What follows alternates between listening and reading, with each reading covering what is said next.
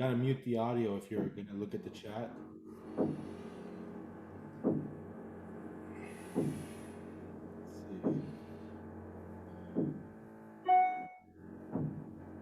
All right, let's see, guys. Are we on, Chuck? Gotta mute the audio if you're gonna look at the. Yeah, we're on. Hold on, guys. Cool. All right. We is live. We live? Let's see. What's going on, everybody? Let's see.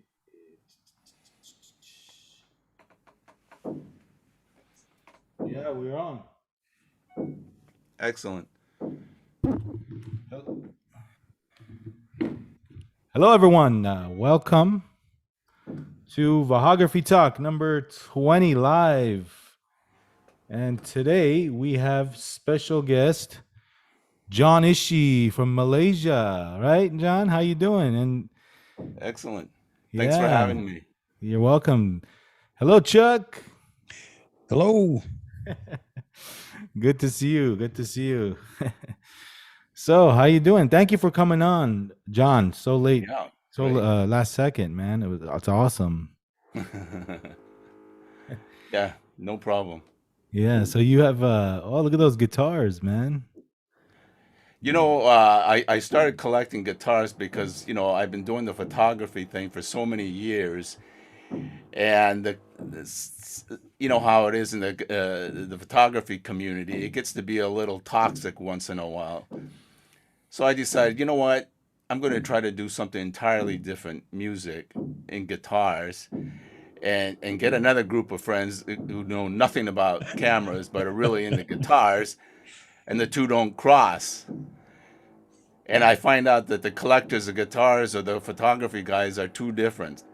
You know what I'm saying? I mean, like a Gibson and a Fender, they don't hate each other as opposed to a Sony or a Nikon guy. Yeah, same here, man. You know, me with the drum world. Exactly. You know, the drum community, the music community, and then the photography community. But I try my best to, you know, combine the two as much as I can. So, John, tell us a little bit about yourself, man. You, Okay.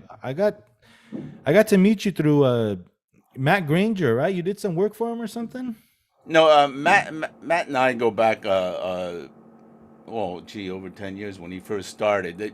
All I did was just hook up with him when he first started. He'd have these meetups, you know, in Hong Kong, or he'd come down to Malaysia. That's when he was first starting. And that's how I got to know him. And then, of course, he took off and got real big into the YouTube world, as opposed to me. You know, I just wanted to just in the old days meet up with him because I mean he came into town, might as well, right? He says he's gonna be at Burger King on such and such date, so. So you got to meet him through. Wait, you guys were you through the photography world? Yeah, he had his he had a what do you call it, small YouTube, and so I just reached out to him and just hit it off, and he had, you know, that's one of the days when he was the Nikon guy. Yeah, he's back to being the Nikon guy. Yeah, so then we you know, we just hit it off and being in the same. And his wife is from Hong Kong, and my wife is from Hong Kong, so we spent a lot of time in Hong Kong. So I hook up with him once in a while in Hong Kong when he'd have a meetup over there. Oh, that's awesome, man. And then he took off and went to other ventures. As for me, I'm originally from Seattle, Washington. Ah, okay. So my whole family originally is from Seattle. My dad, my grandparents, my grandfather immigrated to Seattle in probably the early 1900s. And then I moved out here to Malaysia back in the 90s. That's cool. So when you moved from USA to Malaysia in the 90s? Yeah, 95. Is it for work related or Yeah, was yeah, it? it was work related. I was a journalist, so I decided to. And this is back in the '90s when things were pretty fresh and young. So when I came out here, I was doing some editorial work for in-flight magazines. Mm. Inside the airplane, you get those magazines in your front, backseat pockets. Yeah. So I did quite a bit of work for like Cathay Pacific and a publishing company that represented a bunch of airlines. Yeah. And So you showed up there and you so I started showed working. there, and well, living out here back then, and you could be a big fish in a small pond.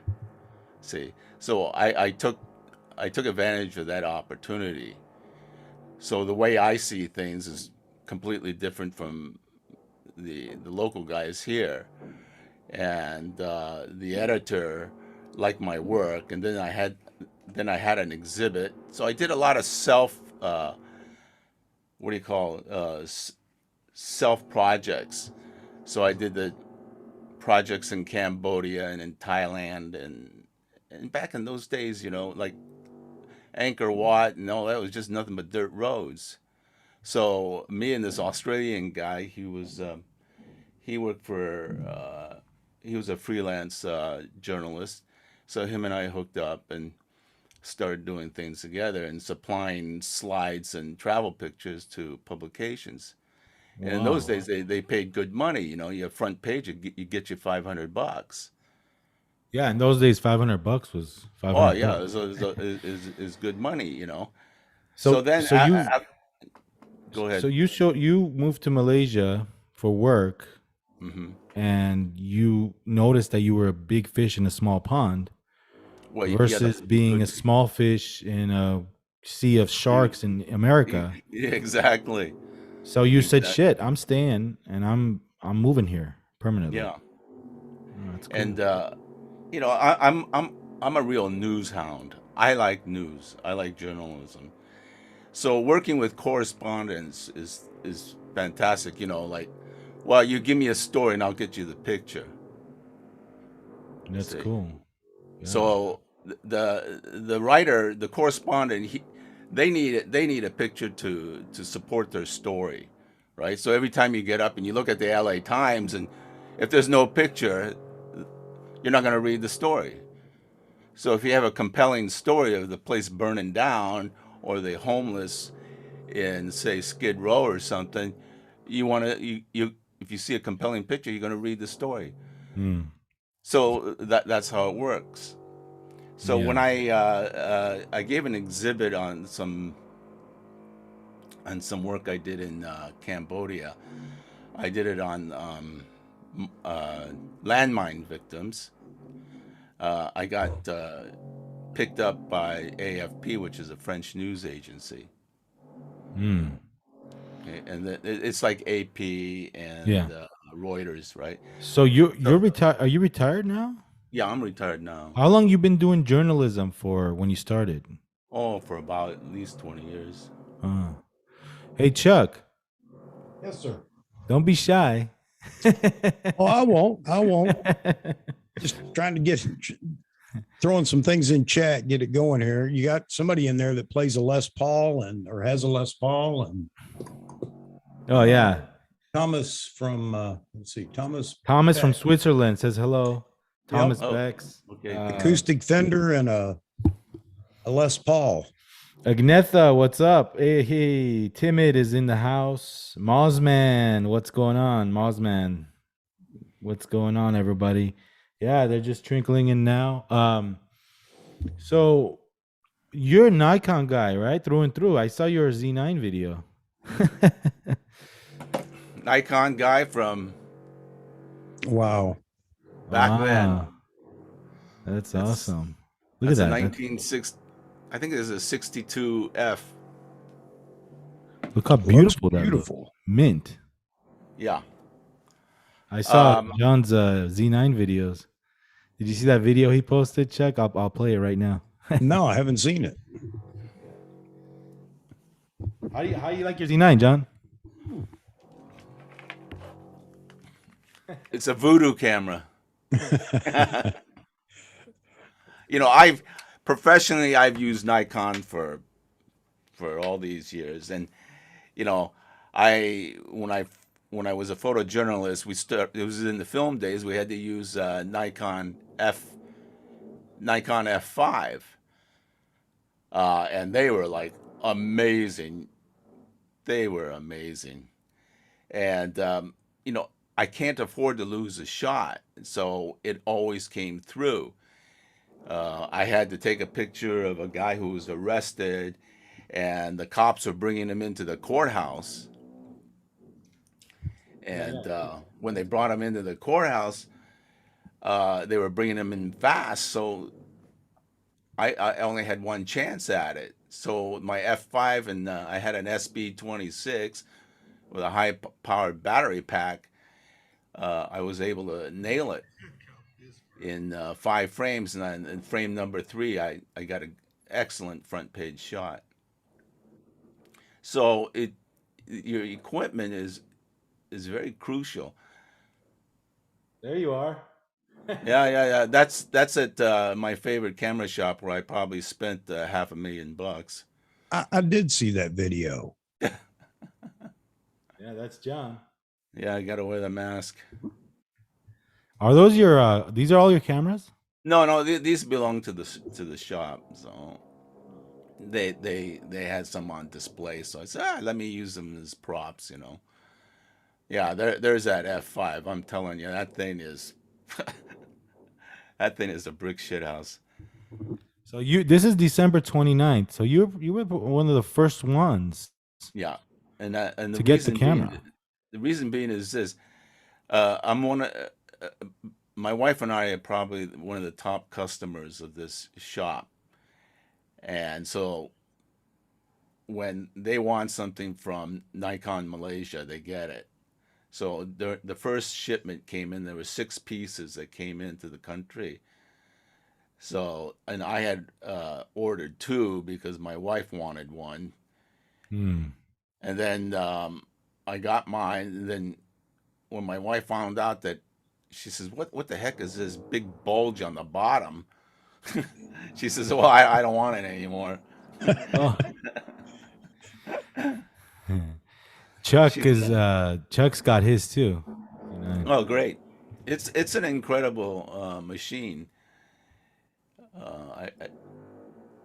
You know, when I It shot, really is.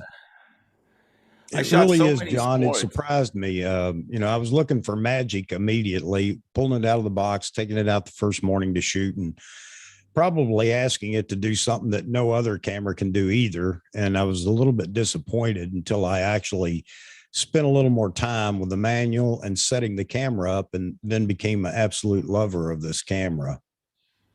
Yeah, I was surprised that I was actually quite shocked that they came up with something as good as this. You know, I mean, it's like usually it's just, you know, how their Z system was a couple of years ago. It was okay, Right. but it was nothing, you know, that I would die for. But when this was rumored and then announced, and when it actually was confirmed, and you see the specs, you just go, "Really? Oh my God, I gotta have one of these." Well, the minute they showed us what the camera looked like, being full body flagship type body, I just fell in love with it because I'm a D4, D5 shooter as well. And I love the big body. Yeah, so do I. The reason why the Z9 is 20% smaller, and I got small hands, so when I grip the grip, it's a lot more comfortable than my old D4 and D4S. You know, that takes some pretty large hands. Right. You know, No, and I think it handles well. well, it handles it exceptionally well, and I love the sound of it. That little snick snick snick type sound. Mm-hmm. Hey, John, what are you using for your mic? It's a Rode. It sounds nice. It's a Rode USB mic. It's crisp. It's Nice. only $99. Can't beat that. So what part of Malaysia are you from? Well, I'm living here in Kuala Lumpur, in the capital. That's cool. How's life over there? Oh, life here is great. I mean, it's you can live life large and correct here. Hmm. See, we make U.S. dollars. I get my Social Security, and medical is cheap and good, and food's good, and I got a great condo. So life is beautiful here, you know. And then you don't have any issues like you're afraid to go out at night and stuff, you know. You don't have this thing like I've been watching this, like Venice Beach and Skid Row in LA, and I go, oh man. And even my town in Seattle, it's, you know, just the other day they're trying to clean up the tents along downtown Seattle from the courthouse. I mean, back in the day, you'd never see anything like that. You still visiting? You still coming and going? No, US? no, not since the COVID thing. Oh, I okay. have my brother lives in Seattle. My sister lives in Olympia, and I got a brother-in-law who lives in Arizona. That's cool. So you play guitar, or you're collecting guitars. You No, play. well, I just mess around. I got a guitar teacher and I play, but not. I don't perform. How many guitars you got there? Sounds like you have plenty. Jeez, I think I got at least 12. Wow. I That's got 12. awesome. I got Les Pauls and ESPs and Sir and Edwards and Charvels and That's cool. I saw your D4 video too. oh yeah, that was a long time ago. 10 years ago? Oh, at least that was a great camera. Yeah. So what's your you've done journalism for a while now. What were your some of your biggest stories that got published? Okay, the biggest story was a 2004 tsunami in Thailand. Ah. Okay, I just happened to be there, and when the tsunami hit that day on 26 December 2004. Hmm. So I was the only PJ there, and I had I had a D2X. Was it D2X or D2H? One of those, you know, like 4 megapixel those days. And I had all my gear and my laptops. So when it hit, I couldn't believe it. I started taking pictures. So I was able to scoop everybody. And back then I shot for Associated Press. And then I called the Tokyo office and they said, look, you know, there's a big tidal wave that hit here in Thailand. And they go, what? We never heard of it. I said, well, it's a big deal, my friend.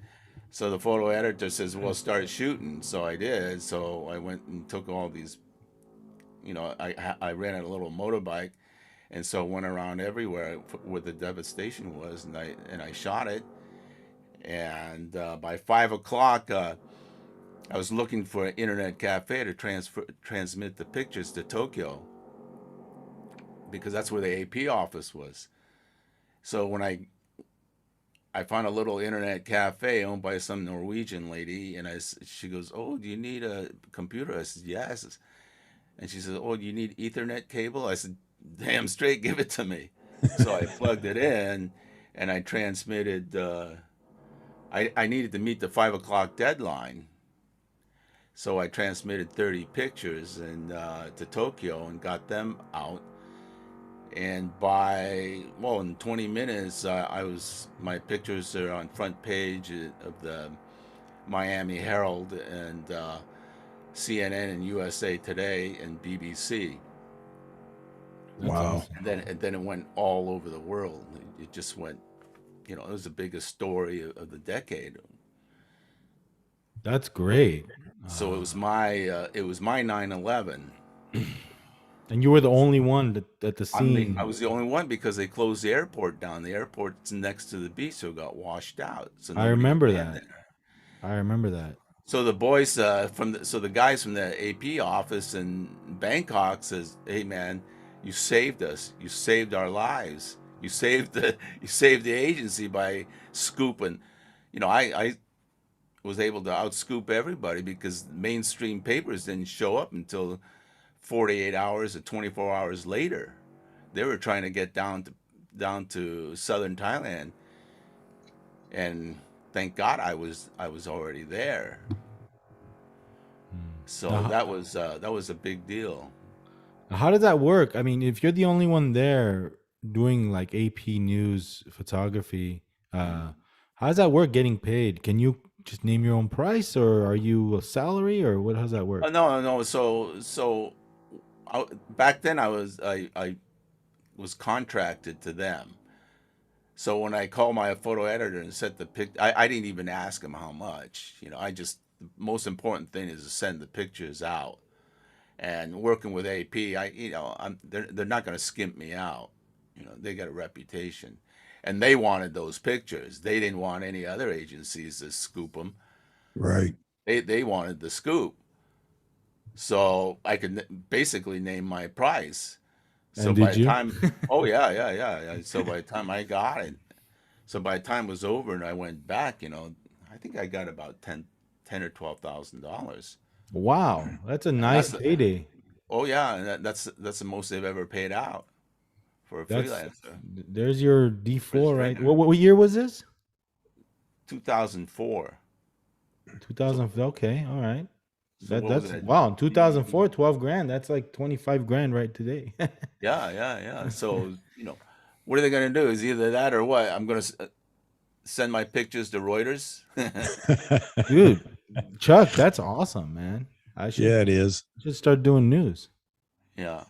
So when you take pictures, what I wanted to explain to your viewers is, as being a photojournalist, you see things differently as opposed to a commercial guy or a wedding guy or whatever, right? As a news guy, we must see things entirely different from what a normal person sees, and it's a connection of dots. So you got to connect, like your foreground, your middle ground, and your background to all connect into making one compelling picture, because that's going to tell you, for example, who's your audience? Are they local or are they international? If they're international audience, they got to shoot. The picture's got to look a particular way, right? Who's the person? If the person is a nobody, then your international crowd is not going to know who they are. So it's very important to know who the subject matter is for the story. So that's why it's important to be able to communicate well with a correspondent or your editor. See, so if I shot a picture of the tsunami with local Thais on the beach, it really doesn't mean anything, okay, outside of Thailand. But if I shoot it with Western Caucasian tourists walking the devastated beaches, right, in Thailand, now I got a connection that that back in England or wherever in the United States, they're gonna look at the picture. Yeah. You see where I'm coming from? So you're Okay. always looking at the audience that's going to view whatever it is you're shooting. Well, yes, because it all depends on, if I shoot for a local newspaper, it's going to be more locally Right. oriented. But if you're a wire photographer, that means your subscribers are newspapers all over the world that are going to pick it up, and the photo editors from the LA Times or some who subscribes to AP is going to see these pictures on his computer come up. You see? So Right. the photo editor needs to choose that picture for that story. So you got to really think. It's a thinking man's profession, or a thinking person's profession, in order to connect it, because your photo editor, he sits at the right hand of God. He is God, because he can make or break you. So once you communicate with your photo editor, then and all the other deskers, then you know what they want. See, so it's extremely important. So I got a big question for you. Sure. JPEGs? Okay, you mean for photojournalism work? Right. Okay, in my days it was always JPEG, always. Reason why is time. You don't Right. need to make all these adjustments. Right. JPEGs are good enough. The file size is low. They don't want you to. You send a file that's 10 megabytes or larger. You're gonna hear from them because you're gonna Hmm. jam up the pipe. Right. So and it's only for print and websites. So Right. that's all in KB. So one or two. So what you do is when you take it in Photoshop and when you go to the image size, you always want the long side 2048. Yep. That was Okay. standard. All right. 2048. You go 2048, you can't go wrong. But you do anything larger and you start sending 6,000 plus 8,000, uh, they're gonna spike you So because then the interesting. Z9, the yeah. Z9 at 120 frames per second, 11 megapixel is probably a journalist's dream, isn't it? Well, yeah, because it's more than enough. Right. I mean, you got to figure back in the day, not too long ago, the cameras were what, 12 megapixel? Right. I mean, that was gigantic, right? Or even less than that. I mean, I can make prints of 19 by 13 on 3 megabyte cameras, 3 megapixel cameras. I've done it. So when you go like a Z9 at 120 frames per second and it's 11 megapixel, well, the file size is more than large enough for photojournalists to use for websites or whatever. The quality is going to be incredible. Right. And I know that for static photos, it's not such a big deal having a high frame rate, but anywhere there's action, though, at 120 frames per second, as a journalist, you're going to get the decisive moment that you're looking for. Well, here's the problem, Chuck, that when you have this high frame rate, it can work against you, Mm-hmm. right? Because at such a high frame rate, and even at 20 frames per second, right? And you go up to 30, you go up to 100. Now you got to cull these pictures.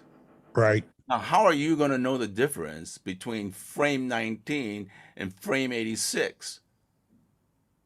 You got to go through these, No, and that I takes understand. Yeah. that takes time, and that time is a wasting. See, so experience is more important. For Okay. example, when I did sports, I did the Asian Games. One day you're doing 1 hour, you're doing swimming, and bang, next day you're doing you're shooting badminton or some other sport, right? So you don't have the time to sit there and go into the media room and start culling these pictures. So when you've taken these photos, when do you know I have to stop right here and go get these out? I mean, Okay, okay. Yeah, For new example, story maybe. okay, for example, sports, right? Let's talk about a little bit about sports. When you shoot sports, number one, you shoot for emotion. right. That's the most important thing. Winning or losing. You're going to be, when you win a gold medal, you're going to be happy. When you lose, you're not going to feel so good, right? So you Right. capture the emotion. That's two. Number three, you got to know the game. For example, football, right? You go to the end zone because they're not going to let you on the side. So you go to the end zone and you see, for example, the LA Rams. Okay, who is the guy? Who's the number one guy? You pick the the three best players and concentrate on them, because you end up shooting somebody who's a nobody. You'll be Then wasting your time. even if it's the most amazing shot in the world, if it's nobody, Right. Joe Black, it means nothing, and it's going to get spiked. Right. Yeah. See? So So do they pay attention to your reputation as far as, like, let's say you continuously deliver them what they want, or you get spiked, like you said. Do they take record of that? Um, Your editors that you send, and do you have direct contact with these editors? oh yeah, you have direct contact now. Like in sports, it all goes to one central area. So they have all these editors in a room, and they're looking at all these thousands of pictures that are coming in. So they don't have the time to. They know exactly what they're looking for, and they're going to pick what they want, and they really don't care who you are because it's coming in too fast. So if I have to do swimming, uh, and they're also looking at track and field, they have to identify what pitch is going to fit the story. Oh, See, so they're really not going to look at, well, who's who and who's what. that's great. That's like every industry has their thing. It's crazy. Before we continue, hey David Stewart, what's happening? Good evening, everyone. Art Bear. Good evening, everyone.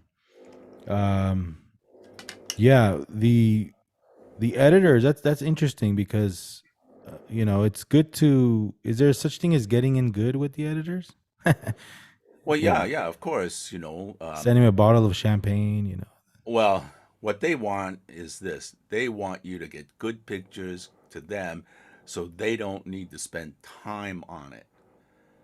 They know you, they know what kind of pictures you're going to take so they can rely on you for that picture. So if they give you an assignment, you'll come back with the goods. Now, in every industry, there's politics Yeah. involved. There's favoritism. Feeding a certain type of worker. When I used to look back in the day when I used to be in sales, different manager would feed a different salesman, his favorite salesman, the leads, and the leads would get all the sales.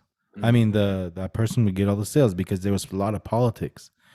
Is there such thing in photojournalism? No, Favoritism? no, there isn't.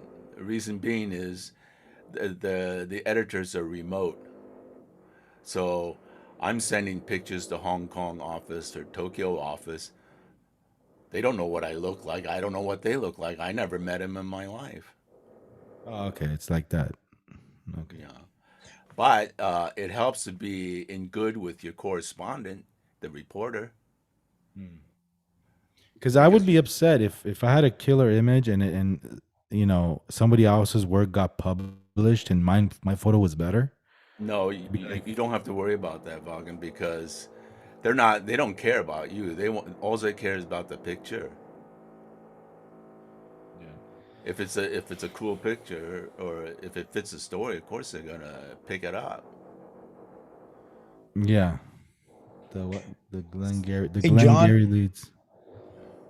Yes. my question earlier, really what I was asking is, when do you know I have to stop now and send these out? You're chasing the clock on, especially in a disaster or something like that, because obviously the agency wants to be the first to print with whatever photos they can get their hands on.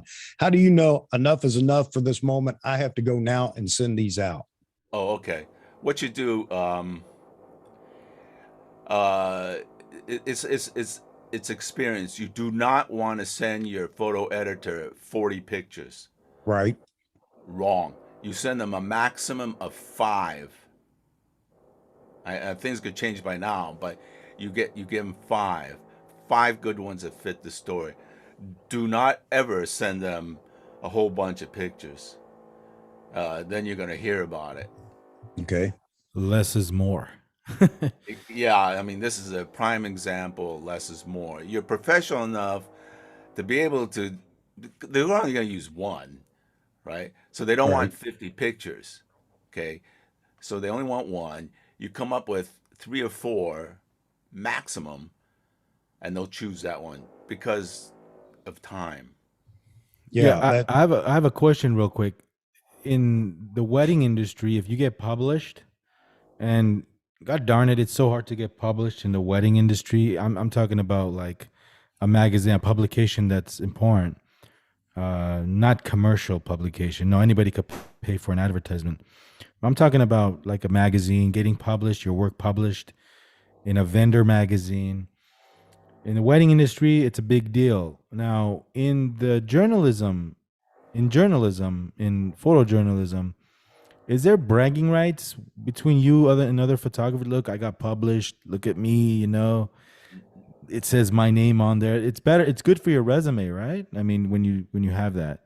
Well, yeah, it's good for your resume, but we all work together because if I have if we're doing a shoot and there's me and there's Reuters and there's AFP and there's AP, I got the shot, okay, which I'm going to use. And then the other guy from Reuters says, "Hey man, I didn't get the shot. Can you give me an outtake?" So we do. So what we do is I'll give him an outtake. I won't give him the one I got, but I'll give him one that's lesser because I don't want him to go back to the office and find out he doesn't have anything. It's And interesting. so we help each other. It's very important because most of the time, every day we see each other. Every single day, we see our competitors. So we're not really competitors. We help each other out because we're in the same industry. Because one day I'm gonna need their help. Because hey man, I didn't get the pictures. Can you send me one? And they will. So we help each other. It's not a real dog eat dog world, and that's one of the things I miss about it. Probably not now though. Well, How yeah. long you been out of it? Well, I've been out of it for at least 8 years now. Yeah, I'm pretty sure some things have changed. oh yeah, yeah. Like my colleague AP now, he was doing all remote editing for the Beijing Olympics, and he says I'm not going to go to Beijing to do the Olympics because you end up doing skiing or something, downhill skiing. You're out there freezing your ass off for 8 to 12 hours out in that snow. You can't move. You can't go anywhere. That's Right? interesting. So you're literally freezing to death, or an ice skating rink. And then after that, after the event's over, you got, well, I mean, those guys are transmitting on the spot. They got their laptops out and sending pictures to the media room in Beijing or wherever the media room is. And then you have your remote editors down there and remote editors way over here that are editing the pictures to be transmitted. Interesting. Yeah.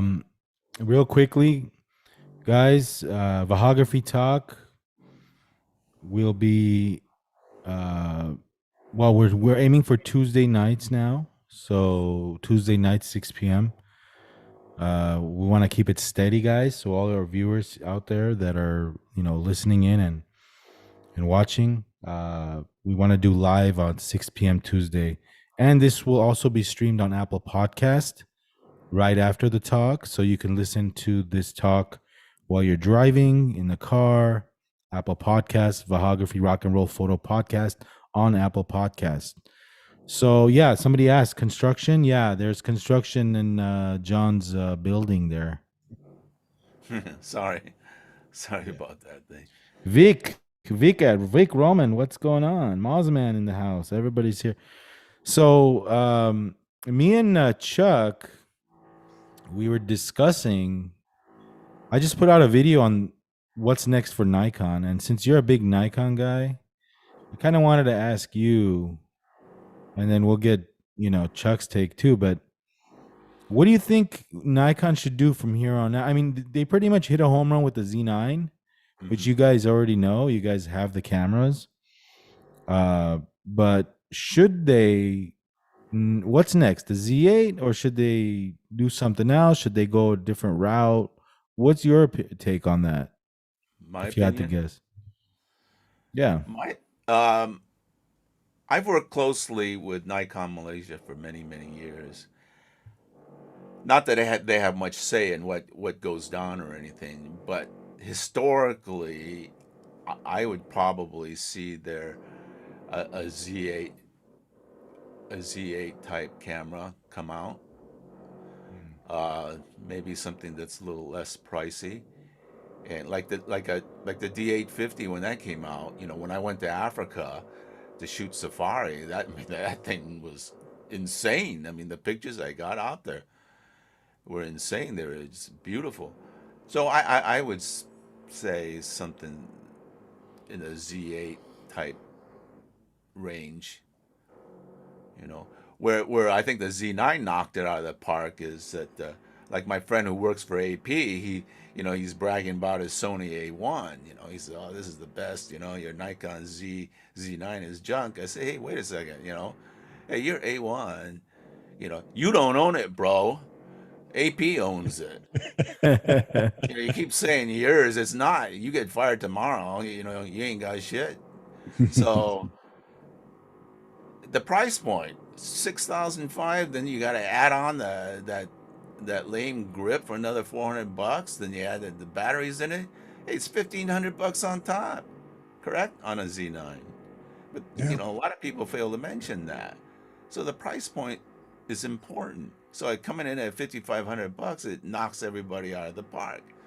Like the Canon R3. I met the other day. I met the Canon managing director of Canon Malaysia, and you know, he says, "Well, you know, what do you think of this R3?" You know, I said, "Well, it's a beautiful camera. It's sculpted beautifully, but the price point, you know, you want $500 more than the Z9, and it's 24 megapixel. I don't know." Because yes, it's for photojournalists, but a lot of PJs now, they need to crop in, and there's no room to crop in.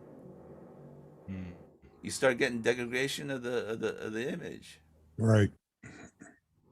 Great points. That's good points there. Uh, you mentioned Malaysia, and by the way, guys, for those of you that tune in a little late, John Ishii is from Malaysia, and he's I'm from broadcasting. Seattle. I just yeah. Well, no, I mean he's in Malaysia. That's what I Yeah, meant. yeah. He's in Malaysia, broadcasting live. And what is it right now? That's about 11, Quarter to 11. quarter to 11 a.m. Originally from Seattle. So you mentioned the Nikon Malaysia. Mm-hmm. So a big outfit, or Yeah, compared yeah. to like It's the, you know, the major distributor for Nikon. So every country, and we're Nikon Malaysia is basically under Nikon Singapore, and Nikon Singapore is the main HQ for Malaysia and Singapore, and then Thailand, they have their own Nikon Thailand, and then Nikon Indonesia. I mean, these are huge markets. And then Canon is the largest. I mean, they're gigantic. You know, Canon Malaysia is huge, and I got a lot of friends who are photojournalists that they're Canon ambassadors. that's cool, interesting. Chuck had an interesting take on the Z8. You, Yeah, there is going to be a Z8. We know that. Nikon didn't skip Z8 and say we'll never use it. And who knows what it's for? I mean, there are a lot of theories out there. There are a lot of people talking about what Nikon should do next.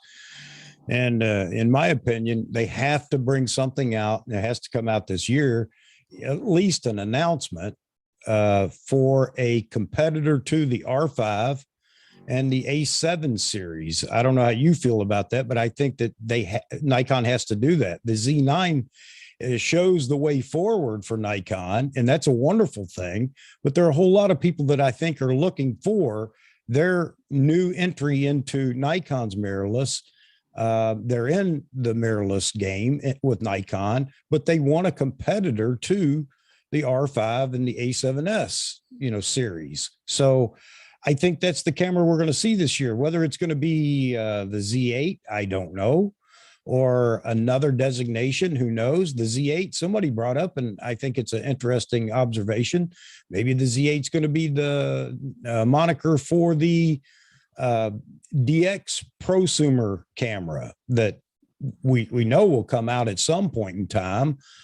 I don't know, but what do you think, John? Do they need to come out with that competitor to the R5 and the A7 series soon? Yeah, I don't see any issues with that. I think that they're going to do a Z8. That's without saying. Right. I think they'll do a Z version of the 750 or the 780 or whatever, because these are really popular. Those were really popular Yep. cameras. And number three is the D500. I don't know if you're familiar with that or ever Got used one. got one sitting over here. Okay, that camera Yes. was unbelievable, Yes, sir. right? Right, Chuck? It Yes, was sir. like it was the sleeper of the decade. That camera was unbelievable, and I used it extensively. And it was a professional grade camera. Yes, sir. It shot like a machine gun. The file size was just right. It was incredible. I think a lot of people came back and started praising APS-C when the D500 came out. They were a little leery because everybody moved to full frame. But when the D500 came out, which was a shocker to us, as you remember, with the D5, and I've said this before, I think they announced the D500 before the D5 in the announcement, and we didn't even know the D500 existed. Well, that's the beauty of the D500, and I use it extensively in Serengeti in Africa, is that when I put a 600 mm on it, I'm shooting with a 900. So I'm Right. getting these leopards in the trees with the shimmering of the heat. Like, oh man, this is Nat Geo. This is Nat Geo shit, right? How else am I gonna get this? And I can only do that with an I like that. APS-C. Nat Geo shit. This D5. You spend $13,000 to go to Africa to see these animals, right? And I'm not coming back with snapshots, Right. right? No, this is a problem. I'm only gonna go once, so I want Nat Geo shot. So you gotta have the gear.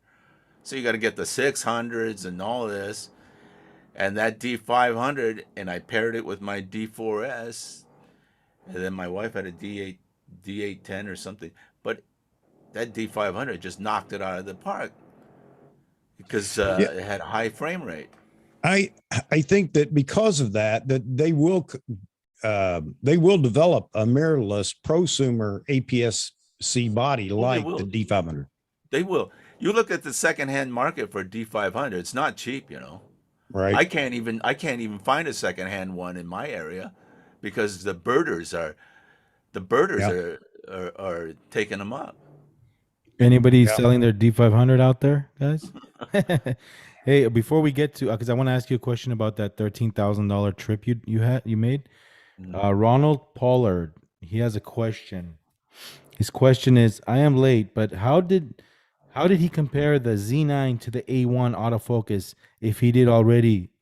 I guess when you were talking about your friend, with the A1 and Z9, did he compare the autofocus? No, because this is back in August at the Tokyo Olympics. He was using AP stuff, which is they switched all to Sony, so he was using a A1 Sony. Okay, so he never compared because you No, said he had Z9 too. Okay. He did see some guy, another photojournalist. He had a pre-production Z9 that was all taped up in black tape. I think I mean, the A1, obviously, I'm not going to talk negative about it. The autofocus is brilliant, and everybody that's used it, swears by it. But the Z9 is it's not far behind. Well, can I give you my take on the Sony? Sure, stuff? Of course. Well, I when the Sony came out, they came out with an A7 II, so I decided to buy one and all the lenses. And I thought, well, this is supposed to be the hot Maserati, right? So then I took it up to, where did I take it? I went to Iceland and Greenland with it. Okay.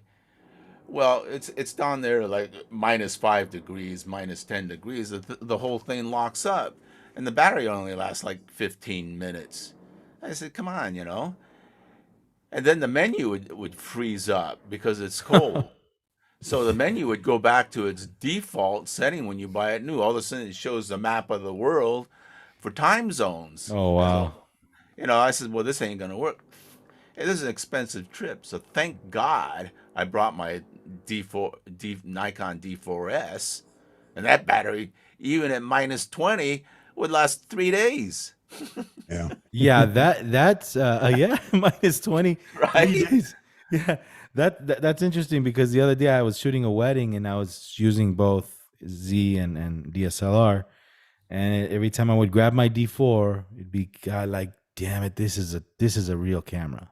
It You is. know, this is a real camera. Yes, I It's was using the Z6, but when you grab the D4 and when you just lock on the focus, it's like having it's like having a totally different experience. I mean, it's just a real tool, That's why I'm kind of sad that it's going away.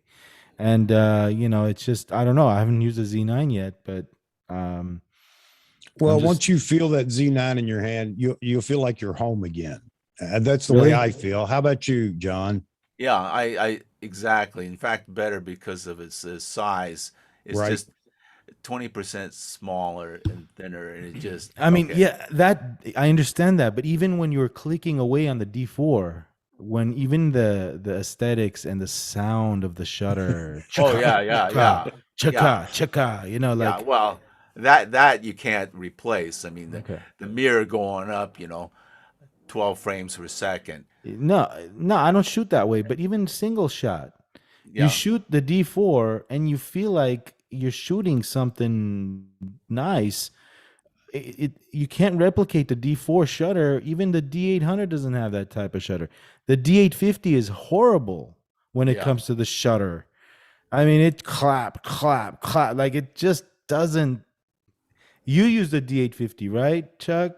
Yeah, You you've got that musical brain, though. You're hearing that completely different than me, but I understand what you're saying. There's just something nostalgic even about it. No, when you shoot the D8, clap, clap, like it's different. It's like a muffled sound. But the D4 is like, shwa, shwa, shwa. Like it's just like a sharp knife, just like doing its thing. It's just awesome.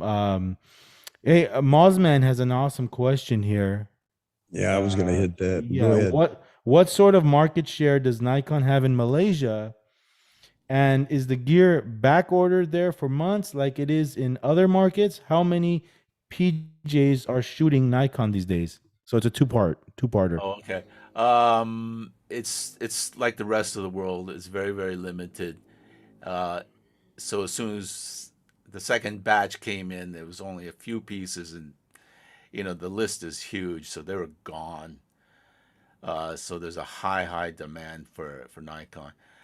Nikon users in Malaysia, like anywhere else in the world, there's a real strong following. Hmm. What was the second part? Photojournalists and Nikon, how many are? Oh, photojournalists in Nikon here is very, very small. Most of the newspapers are using Canon because Canon marketing here is very, very strong. They do a lot of lobbying. In fact, sometimes they'll do some contra work with some of the newspapers. For example, well, what do we do? Well, why don't we supply you with 50 units of a Canon D whatever X, and we'll trade with some advertising, things like that. As opposed to Nikon really can't. Now, the NPS, he was done by a friend of mine, and he spent huge amounts of time trying to lobby newspapers here to use Nikon equipment. Yeah. But But he it's doesn't get it's a lot of Nikon Corporation support, I suppose, either. well, oh, Nikon Japan, Right. no, Nikon Japan, they don't care. You know, if you ever float by my live stream, you're going to hear me talk about Nikon's lack of marketing and silence. It just seems like it's. I love the brand, but I'm just not a fan of their marketing or their No, communication. you got to understand. Nikon is a very, very old, conservative, traditional Japanese company. Yes, sir. They don't think like the way they do in the West. This is really old time uh, tradition. Uh, for example, if Nikon does a launch of a new camera, they don't spend a whole lot of money. Right. Uh, Sony Malaysia, when they launched their new A7 whatever, I mean they would spend tons of money on, you know, pretty girls and fancy Yeah. cars, and they were supplying vintage whiskey, all you can drink Hibiki whiskey and Hey, I want that. Yamazaki whiskey and all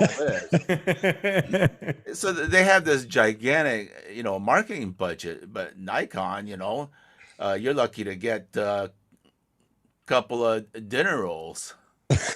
No, but I've you know what I've noticed though, John? I noticed that all over the world it's different. Like in different countries, Oh they yeah, got younger, hipper ambassadors. yeah. Here in U.S., it's good. They still got their nice share of what they're doing, but I think they're old school here in the U.S. Like what they're doing in other countries, they're a little more quick to adapt to the newer generation. I think. Yeah. I think it's Well, my it's complaint is John is look at the three of us sitting here, and I'm not saying anybody's any older than me or younger than me or whatever, but where's the younger generation? That was us, say 30 years ago, sitting around the table talking about Nikon, and it was fine. But you don't see Nikon catering to that, and that's what's going to carry Nikon forward. We're not. no, exactly, Chuck. And where Nikon has failed in their marketing, number one, they don't have the money. Number two, they don't have the foresight like Sony does, because Sony is into PlayStation. They're into the Right. younger gen, right? They got all kinds of games and blah blah, so they understand their demographics. Nikon basically is pictures. I mean, cameras and.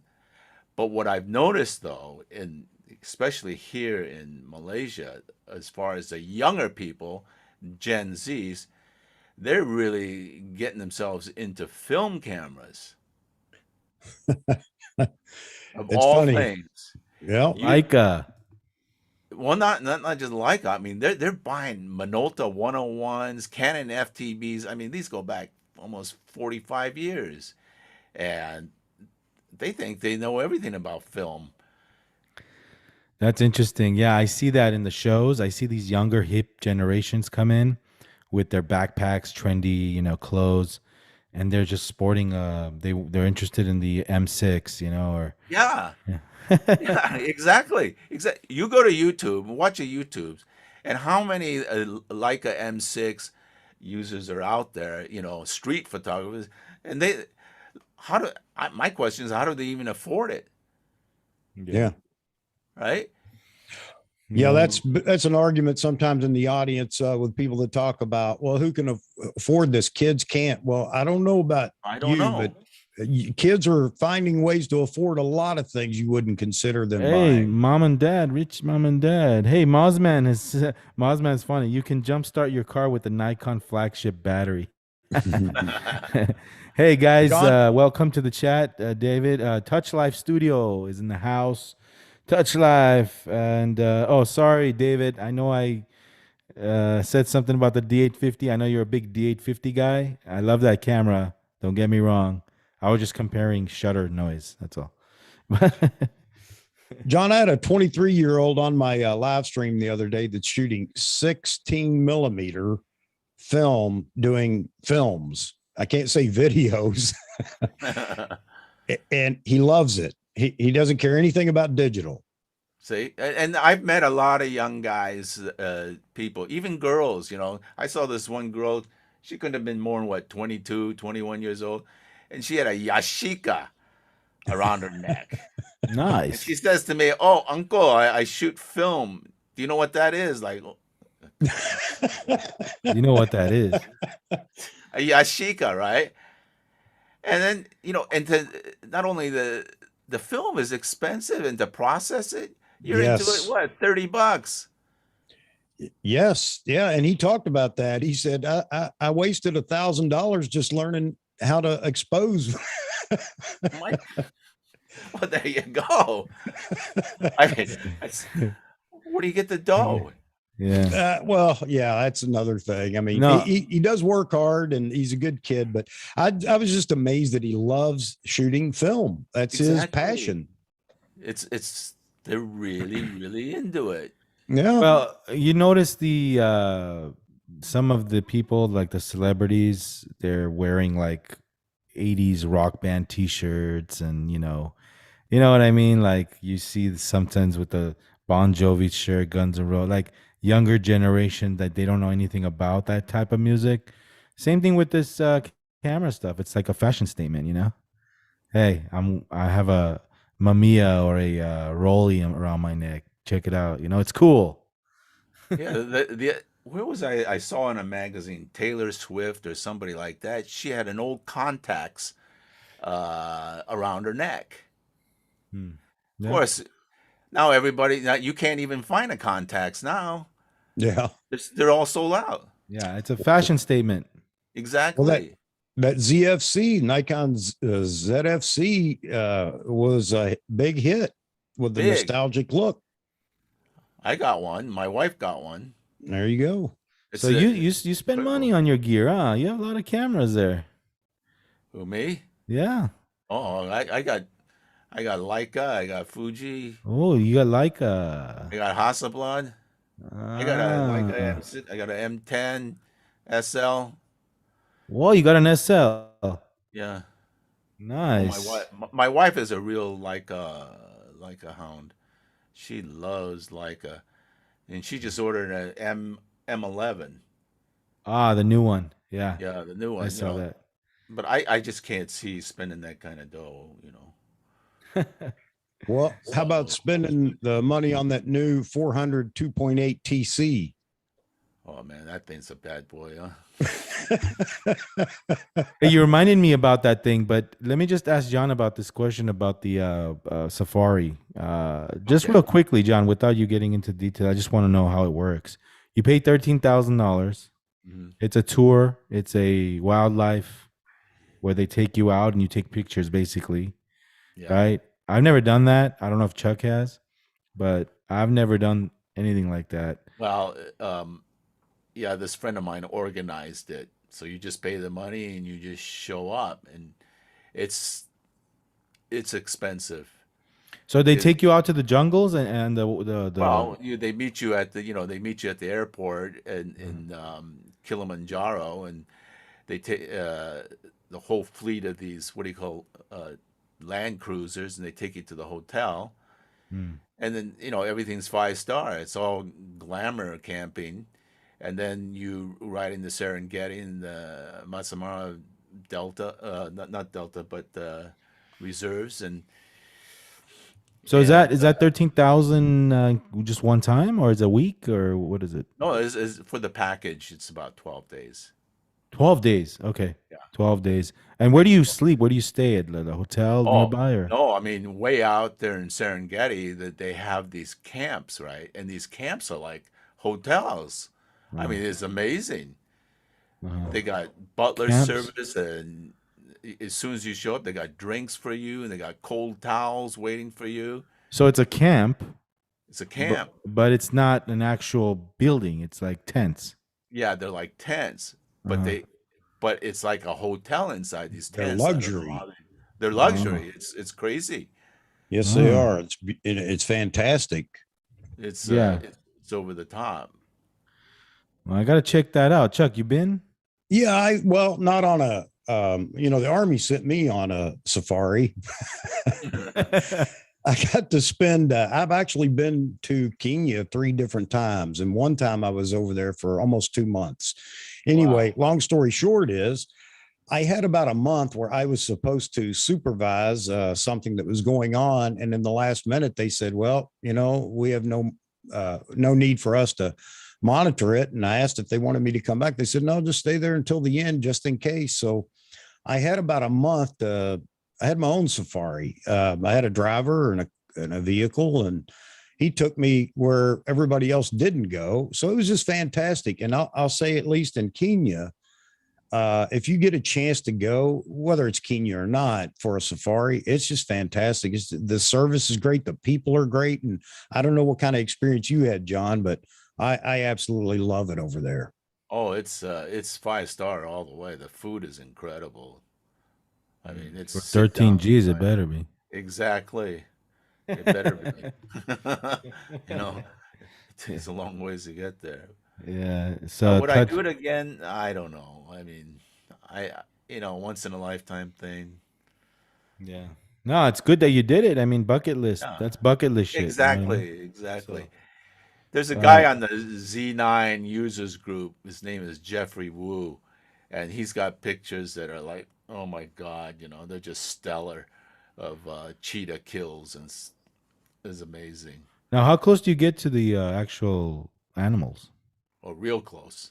Uh, do they actually like attack sometimes, or No, no, because they're so okay. used to seeing the cars. Do you actually like get to? You get to leave the truck, right, where you're at? No, no, you cannot. Oh, you They won't. cannot. No way. It's too Uh dangerous. huh. You have to stay inside. There's no daredevils jumping out, and No, they're really, really strict on that. You what if you got it? cannot. What if you got to go to the restroom? Well, they take you to there's rest stops along the ways. Oh, okay. Yeah, yeah, there's rest stops. Hey, I'd be like, hey man, I gotta use a restroom, but just to go and take my camera Yeah, to get shots.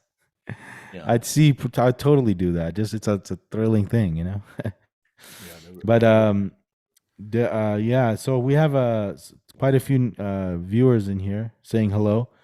Ka NG Photography. Hello everyone. He's from Malaysia. KIAH Malaysia. Is that a town or? How do Oh you no, spell? it's I think it's. You read that? You're reading that, Chuck? Yeah, I think Oh no, it's, that's his first name. He's from Malaysia. Okay, yeah. never mind. He says hello, hello.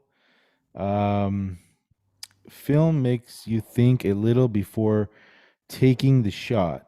Arguably the most important step. Yeah, that's Mozman.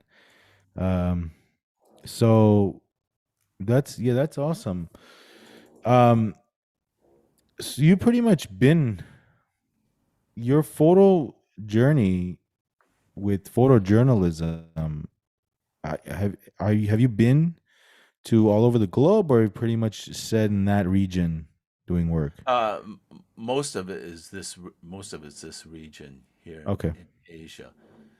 And okay, the other, besides photojournalism, I did a lot of commercial work and editorial work. So I shot for the Wall Street Journal and Far Eastern Economic Review, and a lot of Dow Jones publications would call me if I had time. Then I would do editorial work for them.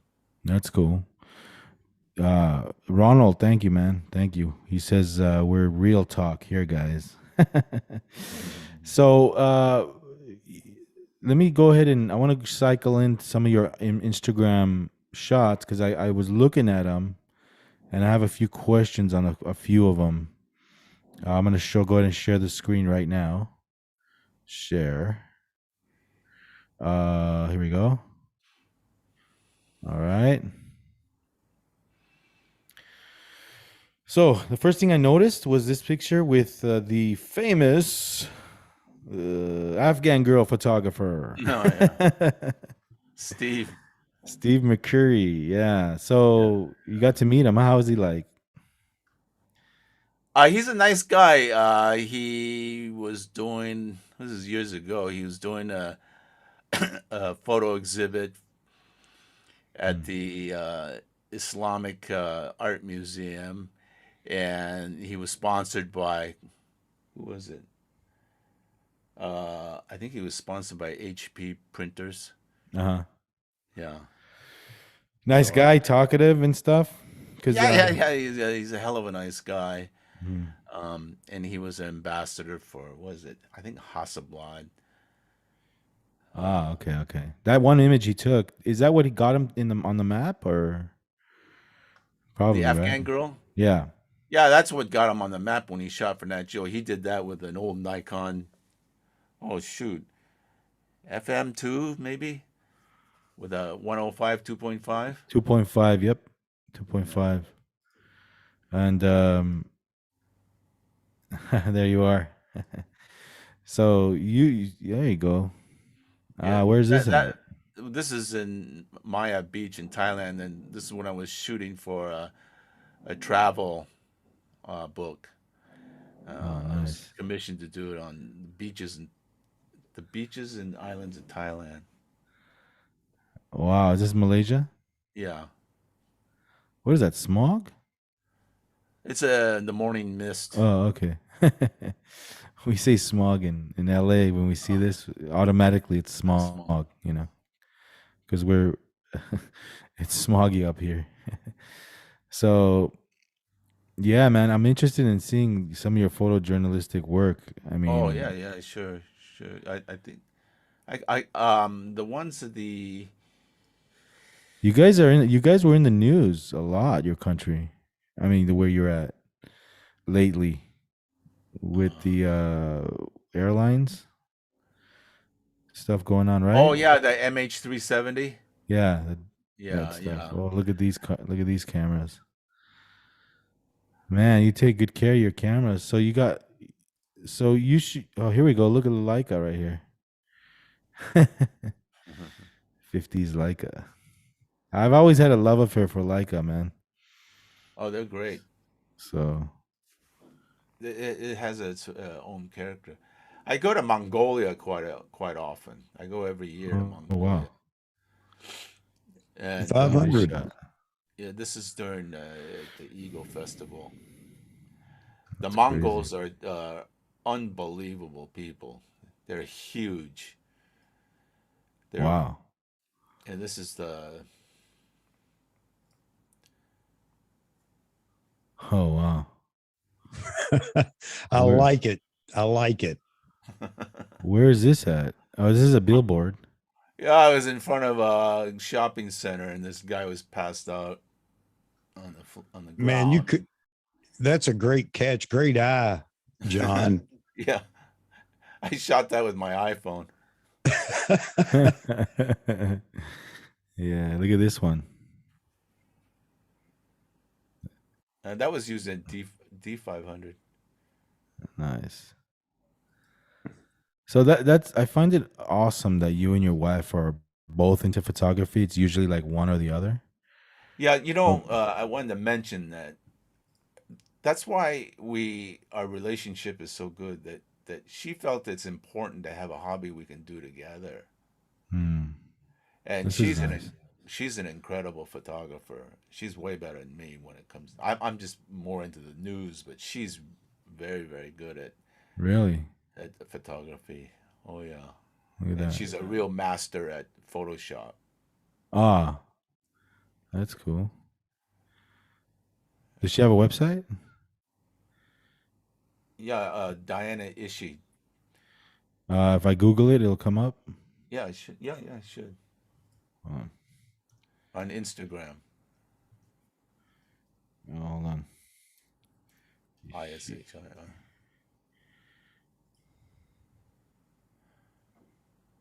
Is this it? Yeah. Yeah, Leica SL, Leica SL2. Yep, this must be it. Oh yeah, look at that. I Very love the nice. creativity. Very nice. Leica, man. There you go. Awesome. She just got a Hasselblad 907. That thing is unbelievable. Hasselblad 907. Yeah. Is that how many megapixels is that? Uh, 50, I think. Ah, When so you buy these cameras, you need to have the glass though. Oh yeah. So what mount is that? The Hasselblad mount? Yeah, That's how much I know about the new Hasselblads. it's a Hasselblad mount. Look how clear that shot is, Chuck. Yeah. That's sick. Well, you were talking about medium format and Nikon, so there you go. You're going to wind up with new glass if you want to go that route. Mhm. I for these type of shots, I use a Fuji film GFX 100S 100 megapixel. Oh, look at Right. this. This is nice. Look at the mood here. Mm-hmm. Wow. Well, tell your wife that I love her Tanzania. photography. Yeah, she's really good. Look at this. That's a infrared shot. Oh, is this what is this shot with? The It was just a cheap old Fuji XT XE4 XE3. uh-huh. You can get for about $300, and you just what you do is you take out the IR, you take out the filter on it. You got to get it specially sent out to take the filter out. Look at this. What we use what camera is Leica? Yeah, look how clear that is. Oh my god. The colors. Mm. Solid. You know what I think lens it's she's great using? that both of you travel and love photography. Yeah, that's our hobby. Sorry, guys. I'll be right back. All right. Wow. That's awesome. So you obviously you use these cameras too, not only your wife, right? Does she let you touch her cameras? No, we have his and hers. But I'm pretty sure you. What is your opinion on Leica gear and Hasselblad and? Oh, it's so different. Uh-huh. I mean, I'm not much of a Leica SL user. It's really heavy. It's Yeah, but it's a 35 millimeter sensor, isn't it? yeah, it's full frame sensor. Okay. It's really heavy, and it has some very expensive, and it has these little weird quirks. Like if you're shooting continuous, it'll stop shooting if your battery is half full. Yeah. It just stops. It won't shoot anymore. Yeah, the Fuji does that. Does it? Some of the Fujis do that. They show like half and then they just die. Yeah, it's not really. Oh, look at this shot. This is nice. Very awesome. You know, the Nikon for me is just works. Yeah. No, same here. It I just some of the contrasty images that I see from Leica and the colors, and it's just like a solid file. You know what I'm trying to Yeah. say? yeah. Like it's oh wow, look what's going on here? Is this Photoshop? Yeah. I don't know what she did with it. Looks like a ghost. That was Wow. See, like look at this. How much of this is Photoshop? very little. It's just mostly probably adjustments of the highlight. That's about it. Look at the file is solid. You know what I mean? It's a solid file. The contrast, the colors. That's what I really like about it. So you guys go out and travel a lot. You guys shoot Wow. and together and Yeah, we Look do at that. everything together. that's awesome, man. John, that's great. So yeah, I know what you mean with about the battery going down like that. On the comments here, we have quite a few here. Fuji X Hank, what's up, Hank? Hank Bernardo says Fuji GFX 100S kills it. Period. You use this Fuji X100. I mean the GFX 100, Yeah. the 100 megapixel camera. Oh, you have that too? Yeah, it's right here. Oh wow, man. Is that the GFX 100? Yeah. Well, there you go, Hank. You guys, he goes, you guys just woke me up. Fuji GFX 100S. Tell them how good that camera. Oh, he knows. He knows you have it. I guess. Oh, he You doesn't. know Hank. Okay. So here's the deal with this. Now, this is great for landscapes and stuff. Of course, it's not going to do what a Z9 does. Uh-huh. But when you look at the files are almost 300 megabytes, right? Wow. So it starts off, like 12%, 12.5%. And when you zoom in at 100% from a mile away, you can see two people talking on the sidewalk. Hmm. That's That's crazy. And then you look, and then you go into from 100 to 200%, and it looks like a normal camera's 100%. That's crazy. Wow. So for landscape and things that are a lot slower, it works great. Of course, shooting anything fast actions, it's not designed for it. No, and you know what? It's affordable. 10 grand. Exactly. It's affordable for 100 megapixel. I mean, you're not gonna with a Hasselblad, you're gonna end up spending what in the 30s to 40s, right? For 100 megapixel. Easy. Yeah. For a Hasselblad H series, sure. It will run you 50 grand, but the sensor is 645 size. It's gigantic. And if you're a professional in a studio, say you're shooting for Vogue and you got big clients like Procter and Gamble, and the reason why you need these high megapixel cameras, a lot of people say, you don't need it. There's no need for it. Well, there is a need. And the need is this. If you get a client like P&G, Procter and Gamble, who make what? They make soaps and they make shampoos, correct? Yeah. So they got an ad campaign with somebody's hair. They don't want to see muddy hair. They want to see DNA in that hair. They want to see every single strand. Yeah. Right. For their ad I get campaign. it. So They then you need that's why they have these high megapixel cameras. use the phase one. Yeah, phase one. Or now a lot of studio houses are going for Fuji. Yeah, because it's good and it's affordable. It's affordable. And the Hasselblad, they use Fuji on lenses anyway.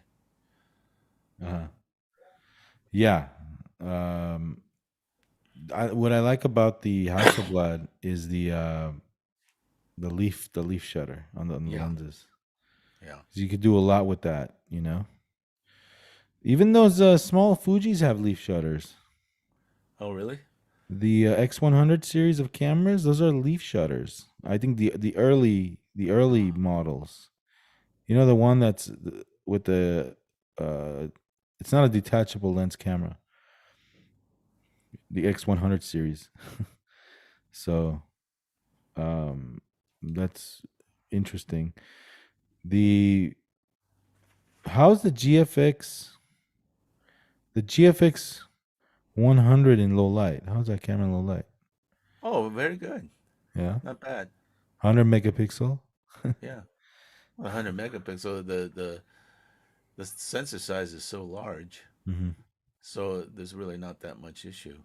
Yeah, that's right. And the lenses are superb.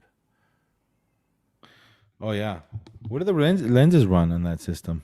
Like 2000, something like that? Yeah. Around 2 grand? Yeah, you can find them even cheaper on sale. Secondhand, they really drop. You can find a lot of GF lenses secondhand. Hey, what's going on, Ronald? You're in LA on a production set?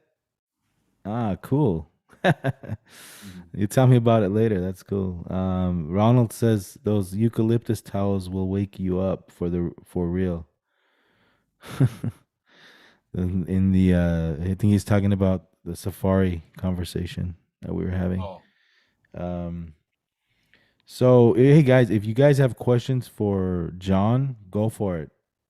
I'm gonna be just reading them off. He's a photojournalist. He's been in it for how many years now? 20, 30? How many years you're doing photojournalism? For photojournalism, probably about 8, 9 years. 8, 9 years. But you dabble in all types of photography. It seems like. Yeah. Well, I started many, many, many years ago, and then after I um, stopped working for an agency for Wire, I then started doing a lot of freelance work, editorial work for magazines. Like I said, Wall Street Journal and Dow Jones publications. And then I dabbled in some commercial work, which I didn't really like, but it Were paid you? good. Were you? Did you have a side hustle in your career, or were you always a photographer, like just a photographer? Well, no, I did have a side hustle before, back in Okay. the 80s and 90s. I was I represented an American company in Seattle, in which we purchased items made in the items made in the USA and ship them to Asia. For Mhm. example, Eagle Creek bags. Um, wi- I would ship them to Japan, to a Japanese company retailer, and in Singapore, a couple of department stores who bought a lot of their goods from the U.S., clothing and whatever they purchased in the The, U.S. I would set up all the arrangements for it. the reason why I'm asking is because younger photographers that want to start their career in photography, uh, can they earn a living just doing photojournalism and a good living? No, No, no. no. So Can I what? can I give some suggestions? Of course. Okay, here's what I would tell young photographer people who want to become a PJ today. Yes, it's exciting, it's great, but I think photojournalism is pretty well dying. All right, there's too many citizen photographers.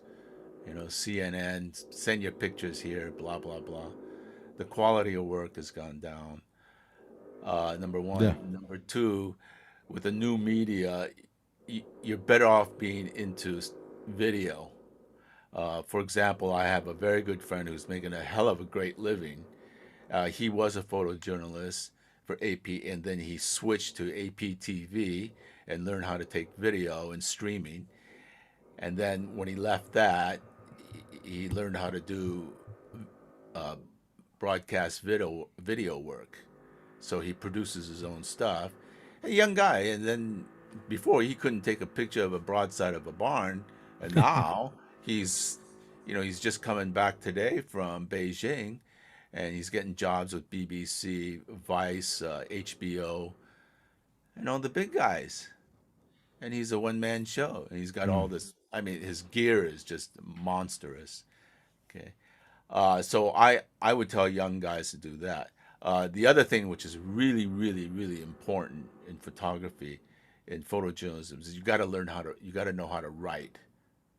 And I tell young photographers, if you can't write, you can't take a picture. Oh man, I hate that. I mean, I can't. I'm not good at it, so I like more of the visual, hands-on stuff. Well, it's important, so important to Yeah. be able to write because the editors are looking for writers. Because when you take a picture and you don't understand the story, you can't take the picture. Number No, I one. get it. I get it. It's. Number two, uh it's not the captions are not who, what, where, and when anymore. It's basically a integrated, concentrated synopsis. mm. So your English level has to be perfect. So if somebody wants to mentor with me, I always ask them, you must write a 1,000-word essay on why you want to be a photographer. It has to be perfect. If you can't, don't talk to me. I guess, I guess I'll be failing that one. And I was never in. I was never good at reading. I mean, yeah, reading, yeah, but writing was my. I was always a history kind of guy, visuals, mm, and not reading and writing wasn't my thing. But so yeah, I get what you're saying. It's a challenge for young people coming up right now. But there's always avenues. There's always side hustles. Well, You know. there's always side hustles, but if you want to be a true photojournalist type thing, Yeah, uh, of course. like I have a friend a Malaysian friend. His name is God. He won a Pulitzer. He got a Pulitzer. He was a nobody here in Malaysia. He was just a young boy out of college. Wanting to take pictures. And Marcus, yeah, his name is Marcus, and now he's shooting for the L.A. Times. Okay. So he All came right. all the way from Malaysia, went and found out, hey, there's no career here. He went to the States, got a job with the Seattle Times as a So he did the opposite than you. You he went did from the there to he did the here. he did the exact opposite. Cut his teeth over there, and all of a sudden I see his byline in the Seattle Times. And Mm. when there was a big landslide, he got the picture, and he won a Pulitzer. Oh, that's like I mean, the. Is that that's like like the that's a Emmy Mount Award for Everest, photography? exactly. And now Mm. he's working for L.A. Times. And Uh-huh. then last year he was stuck in Kabul in Afghanistan, right? Oh And he wow. stayed there and got beat Mhm. up by the Taliban. No Oh shit. yeah, he's shooting for the L.A. Times, and he stuck it out. What's his name? I think it's Marcus Lamb. He got beat up. Well, the Taliban beat him up. He made it out, right? Yeah, he made it out. Uh-huh. I bet you have But stories. I mean, this guy's a big dog now. You see, I Wow. I, I I really admire him. And Wait, you mentored him? no, no, no, no. He, Okay. he when he was here, this friend of mine mentored him from Mm. AP, and he says, Mm. he's okay. And then Yeah, all of a sudden he disappeared, and it's okay. then out of nowhere he wins this Pulitzer. Wow. So he went to Afghanistan Yeah, he was there and during in last August. uh-huh. Did he see? I gotta give these guys credit. They go to war zones and they're risking their lives Oh and yeah, yeah, basically taking yeah, pictures, risking their lives. yeah. That takes a lot of guts, and that's on a whole nother level. You I've know. been to so many riots and I got beat up by cops. I got beat up by special branch. I Wow. had to cover Colin. I was Colin Powell's photographer, and the government didn't like me. And it Wait, you is, were wait, what? You were Colin Powell's photographer? yeah, when he came here, Man, you got a lot of during stories, John. I got a ton of during George Bush's days, they sent Uh-huh. Colin Powell out here. Uh-huh. So, the U.S. embassy calls me up and says, "Oh yeah, we want to hire you as a official photographer." I said, "Okay," Wow. and so I followed him around with the press corps, and all the pictures went to Uncle Sam. Hmm. But and that was during the days when, well, even these days, the Yeah. U.S. was not America was not on everyone's nice list. Yeah. So Hey. I get whacked all the time. Wow. And you would go out there. Hey, welcome back, Chuck. So you would go out there risking your life to get the shot, and you were working as a press guy at the time, right? Or were you Yeah, retired? yeah, yeah. Okay. No, this is back in 2000 Okay. George Bush days. Wow. Let's go ahead and answer some of these questions. Charles Miller, I guess this is a question for me. Why did you test a 600 millimeter on a Z6 and not the Z6 II? I don't have a Z6 II, Charles. Z6, but the ultimate test would be on a Z9, which is coming soon.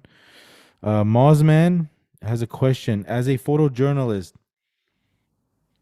did the job ever take over your life, or did you have a more scripted regimen?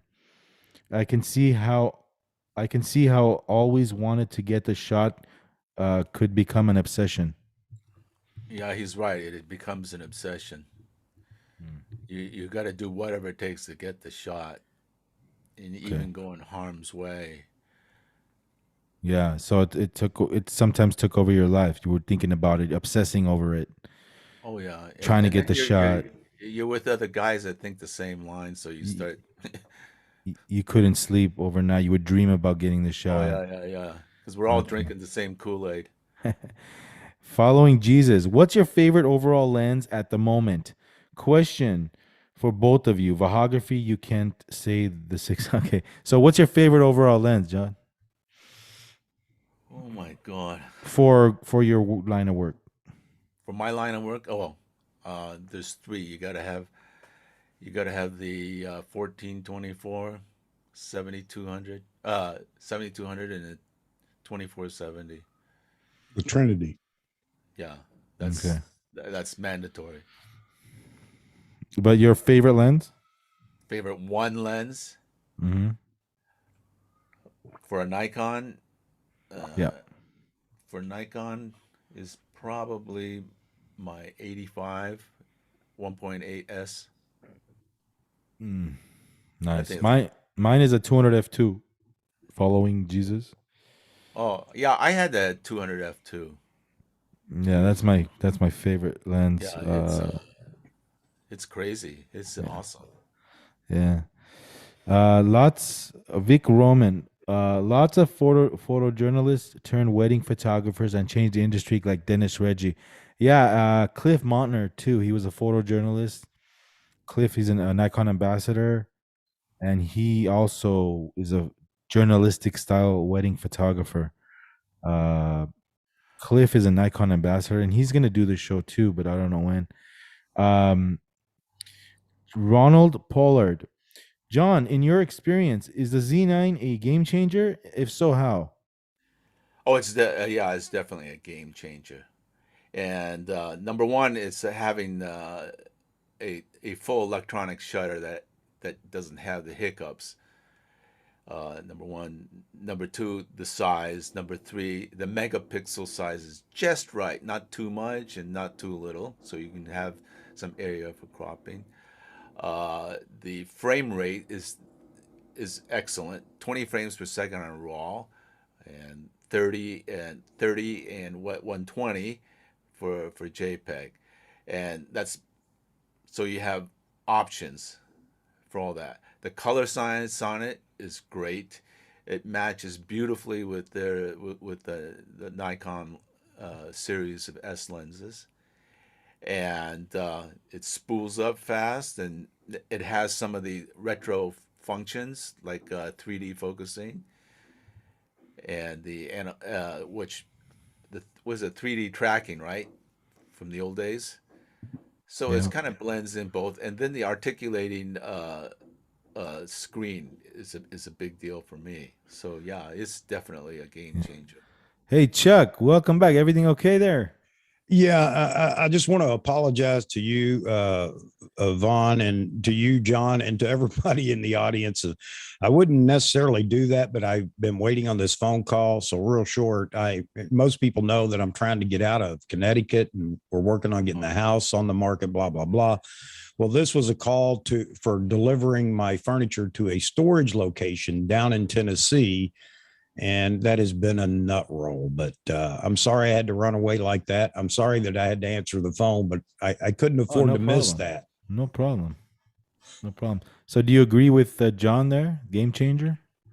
Well, yeah, I do as well. I mean, for a lot of different reasons.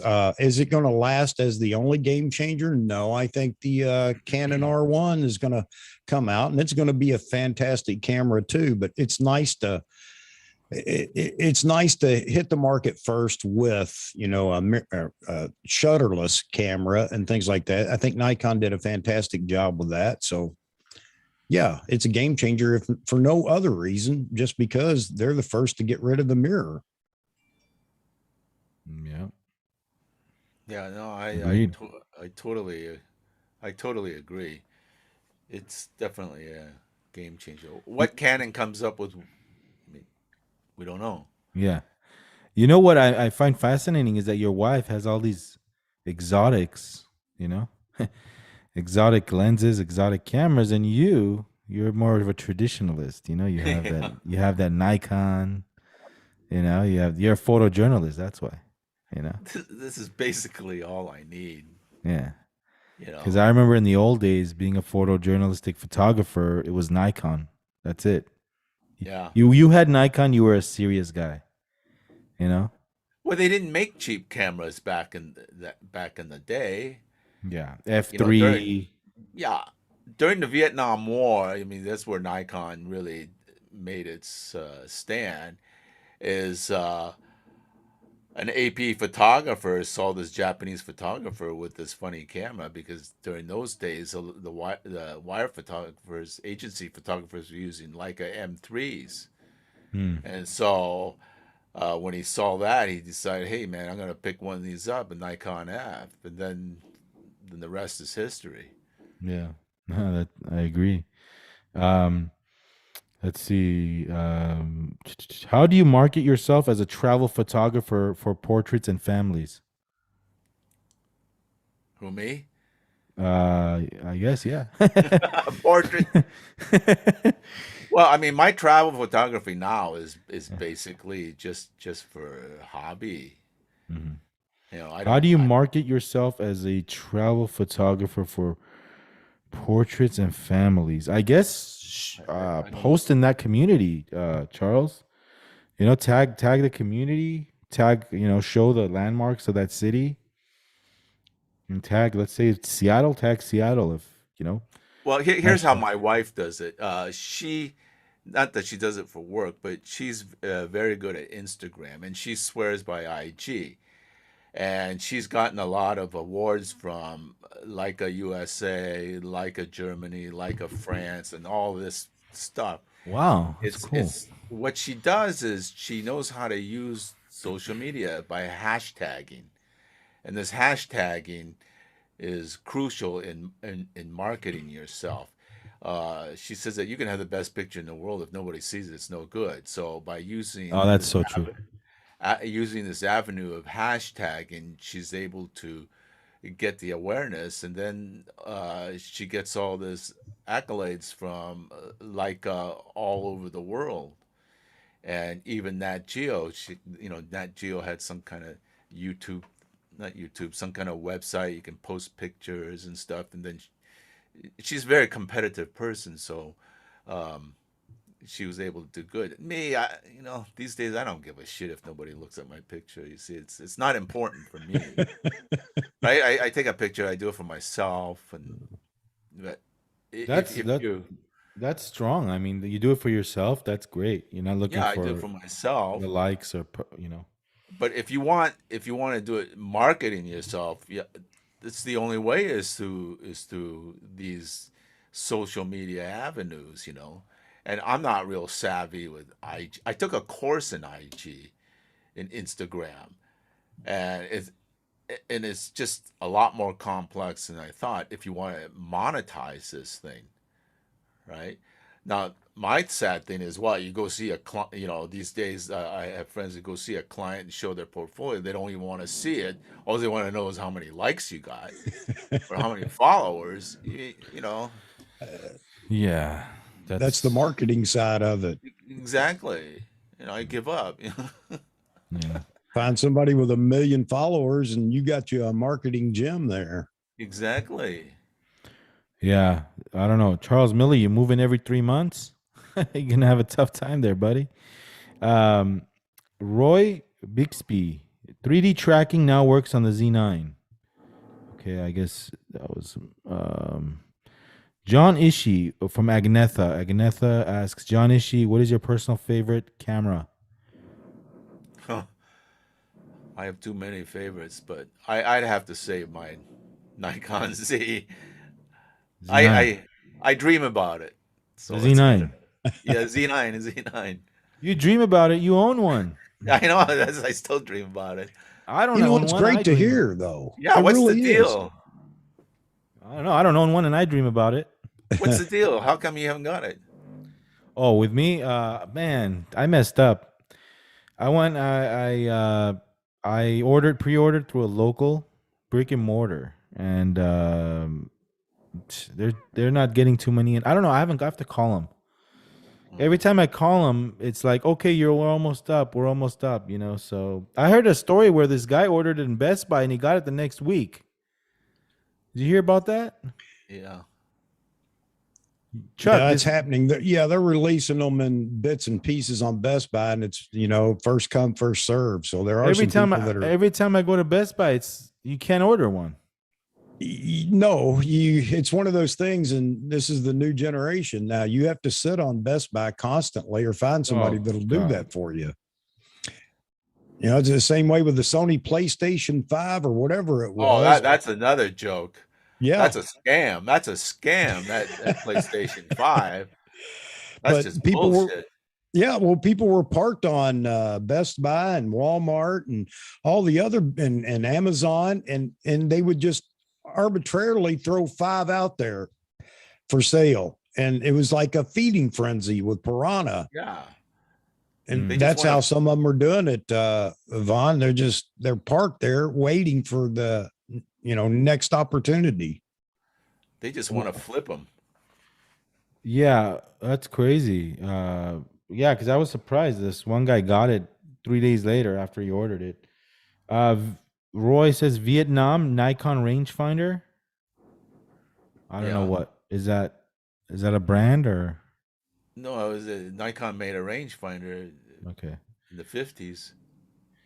Vic, I made it through the 90s with a Ricoh KR10 Super. Nikon was out of my budget.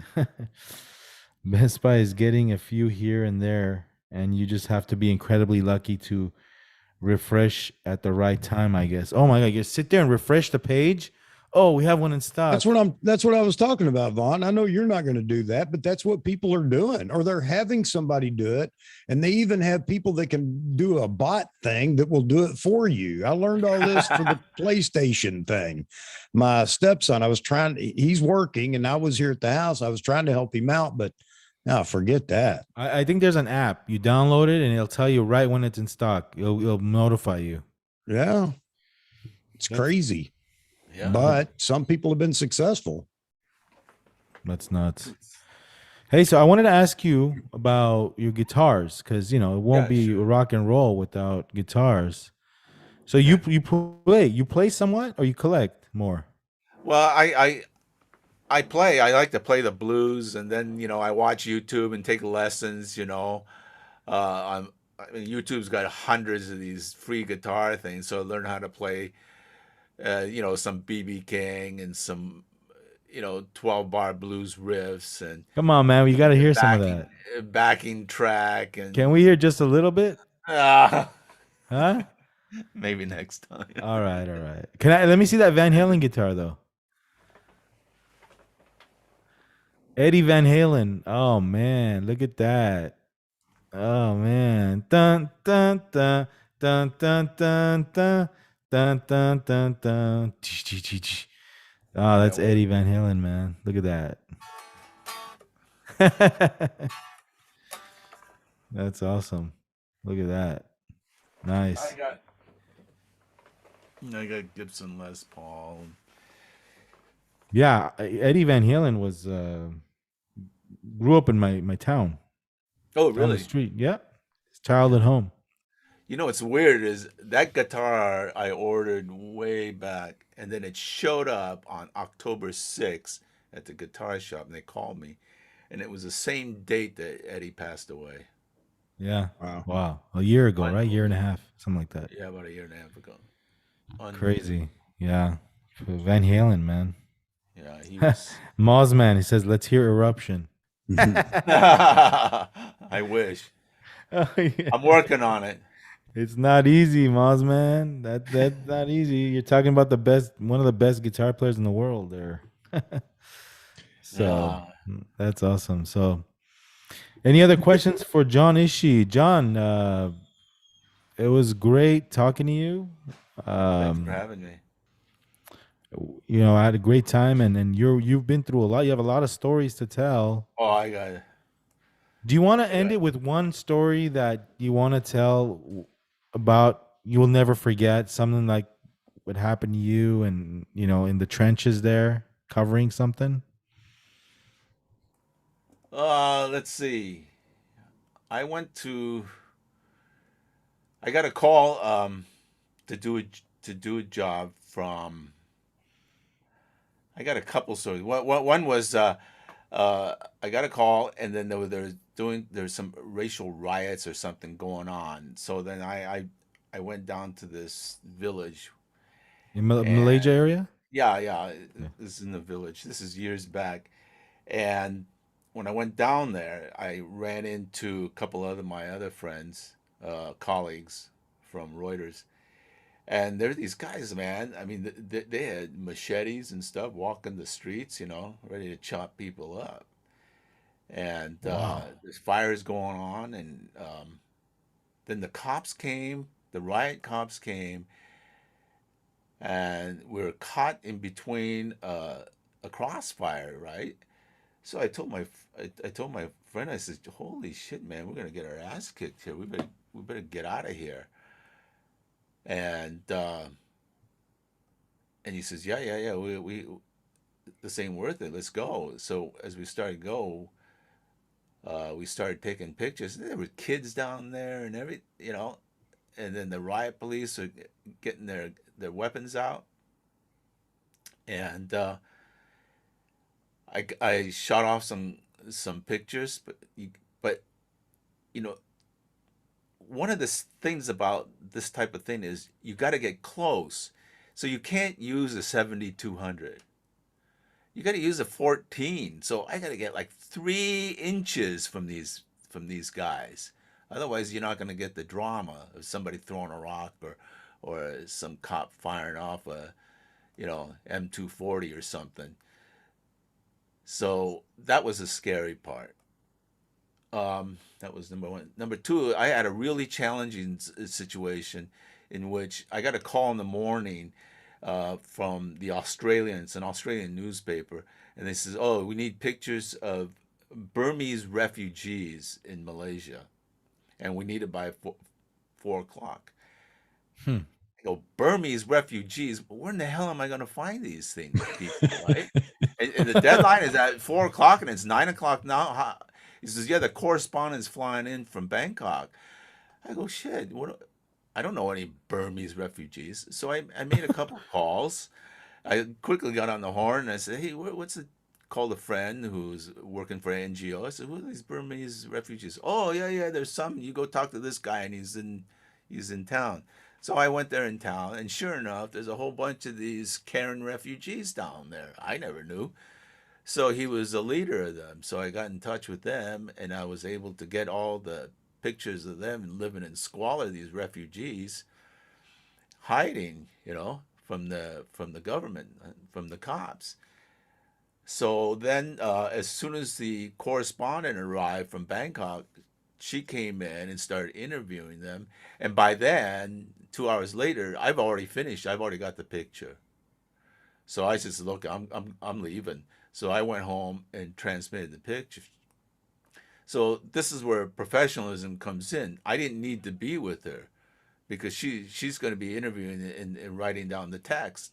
I've already got the picture. So by 9 o'clock that night, the picture comes out for the morning newspaper, and my picture hits the front page, and then her text is there, and it's like we were there together, although we only saw each other for 2 minutes.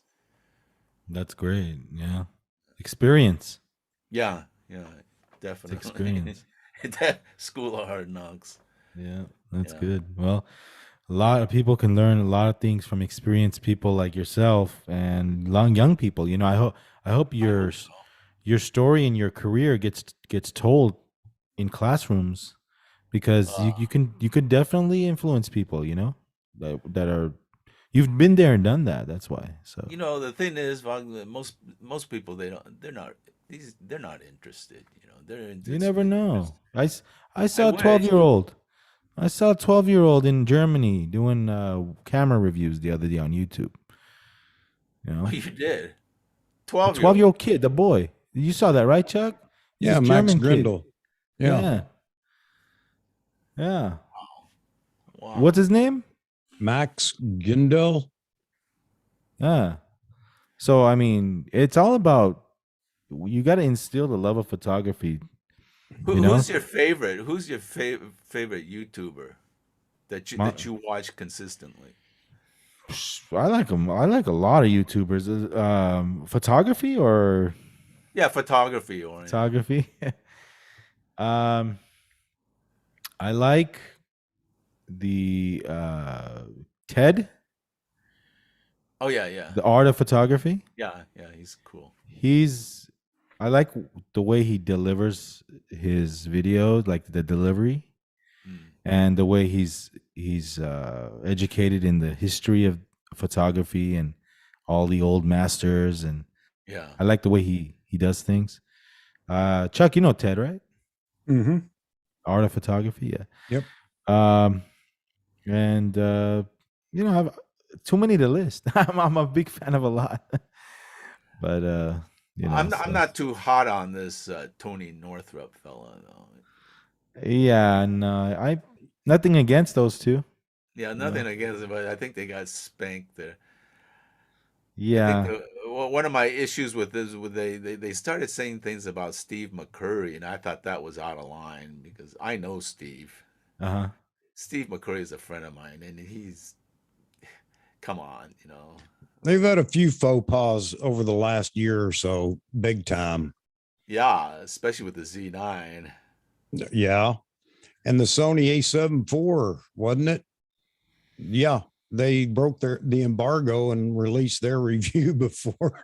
Oh my God. Yep.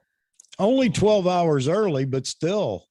No, those embargoes are strictly in place Yep. for a reason. You can't even be 1 second. Otherwise, you lose out. You know? Vic, he said no to Tony. But that Tony did give a nice kiss and make up the other day on what 9 things that the Yeah. Z9. So I'm sure he got spanked by a lot of Nikon fanboys. Yeah, I think Nikon dissed him because maybe it was because he broke the embargo with Sony and they thought, well, we're not going to let that happen. I don't know. I don't know, but He hasn't been very nice to Nikon for the last few years. You know, with the mirrorless cameras, as soon as Nikon and Canon started, he immediately started trashing Nikon. So I can see why Nikon might not care to lend him a camera early. Yeah, they've been in the middle of a few videos that people really didn't care for, but I mean I'd love to get him on this channel, so ask him some questions. Yeah, he's got 1.5 million subscribers. Yeah, You they're gotta wonder, don't you? He's very influential. I like Chelsea more than him. Yeah, Just he's slick guy. yeah, I don't know. I don't know him personally, so I don't want to talk about him like that. But whatever it is, it's working. So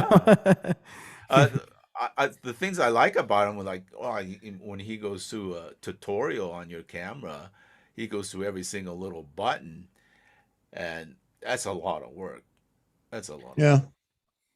So I appreciate that.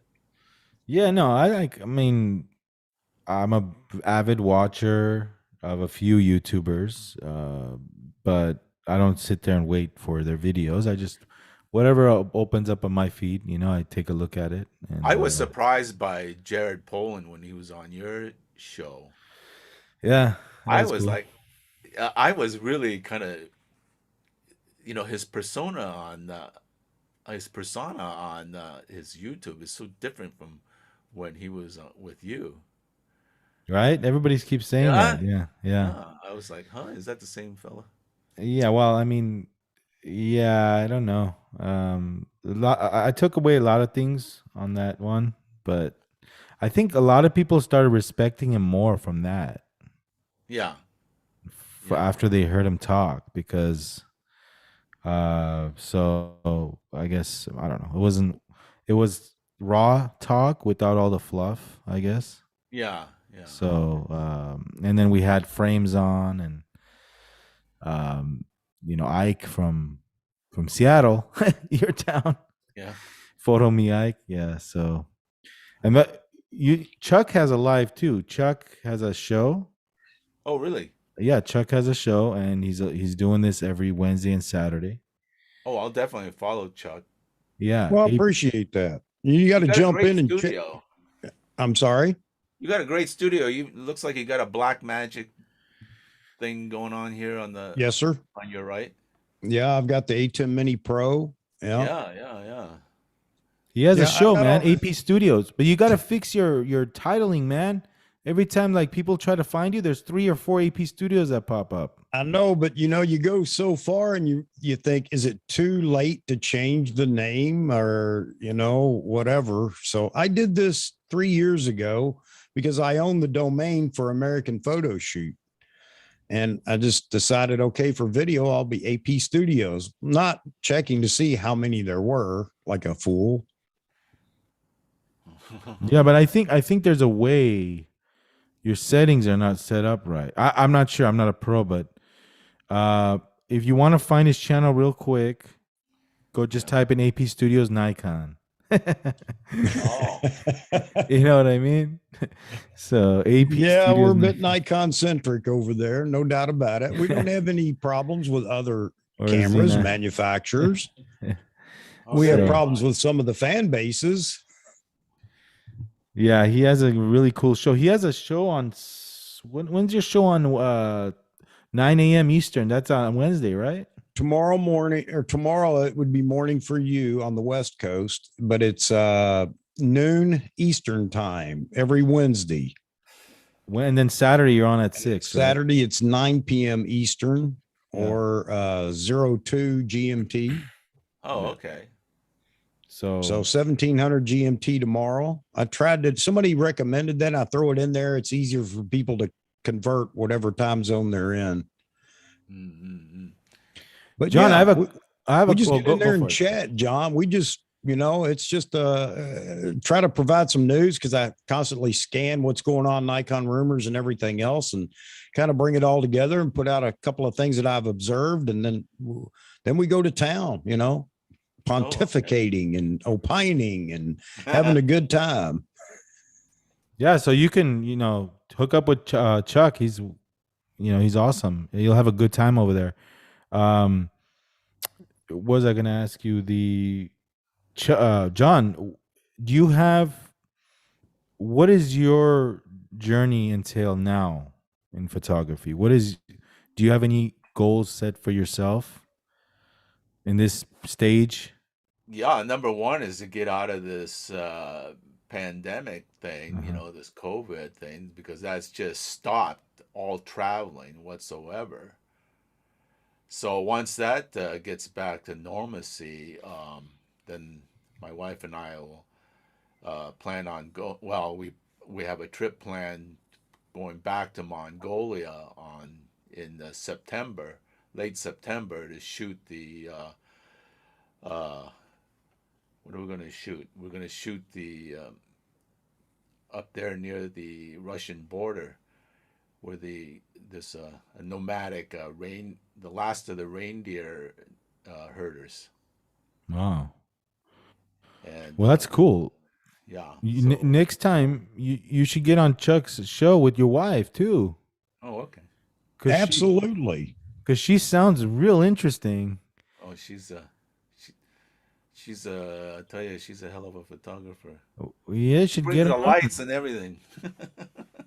That's great. You should get her on, man. Does that sound like a husband wife? With a lot to talk about.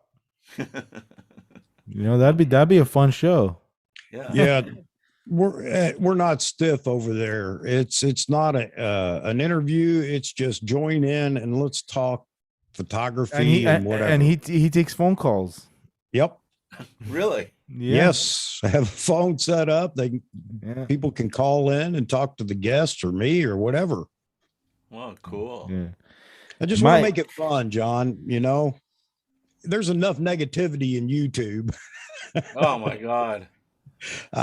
I just wanted the people to have a voice, and my whole purpose for doing this, and I'm not going to take all your time here, Vaughan, but my whole purpose for doing this was I would watch videos, people put out videos, and I'd have a question, and then they'd have 400 comments on the video. My question was never seen or answered.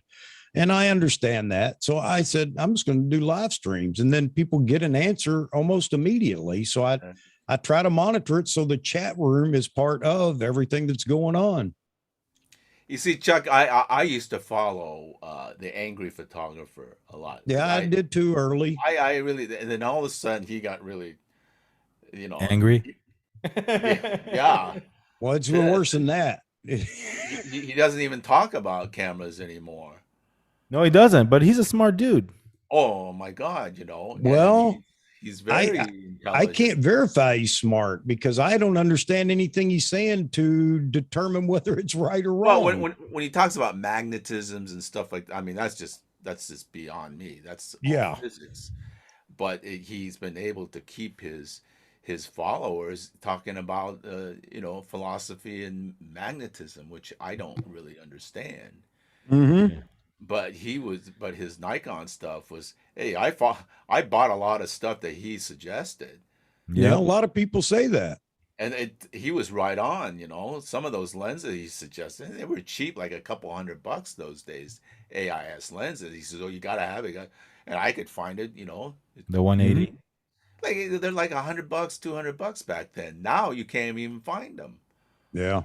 The 180. Yeah. I bought the 180 because of his video. Yeah, that 180 2.8. I mean, Yeah. Yeah. That's a it's good lens. it's incredible. So he had some great, and he loved that D500.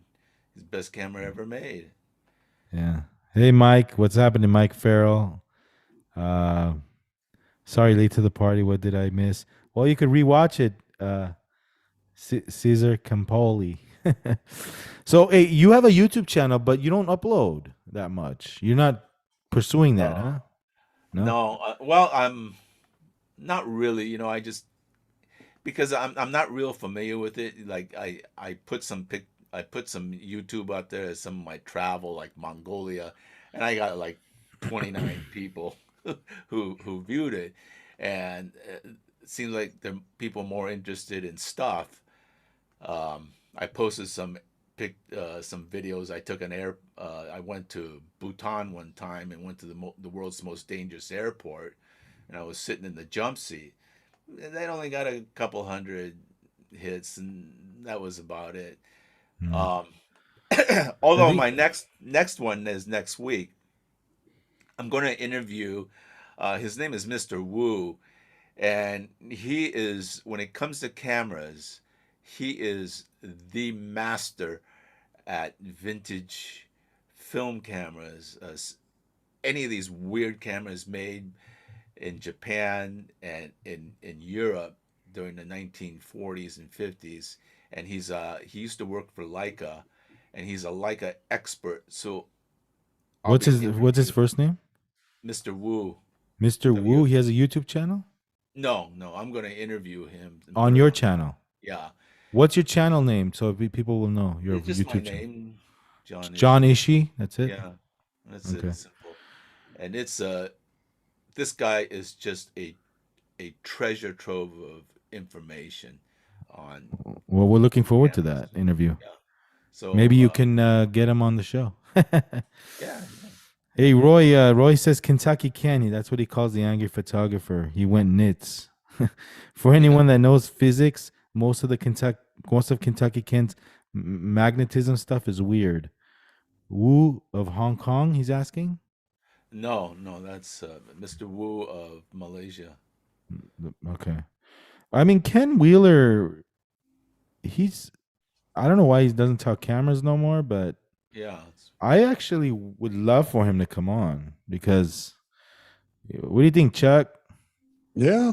I Yeah. mean, I think everybody did, he'd draw a crowd just like Jared did. I don't you think know? he would come on though. I don't think so.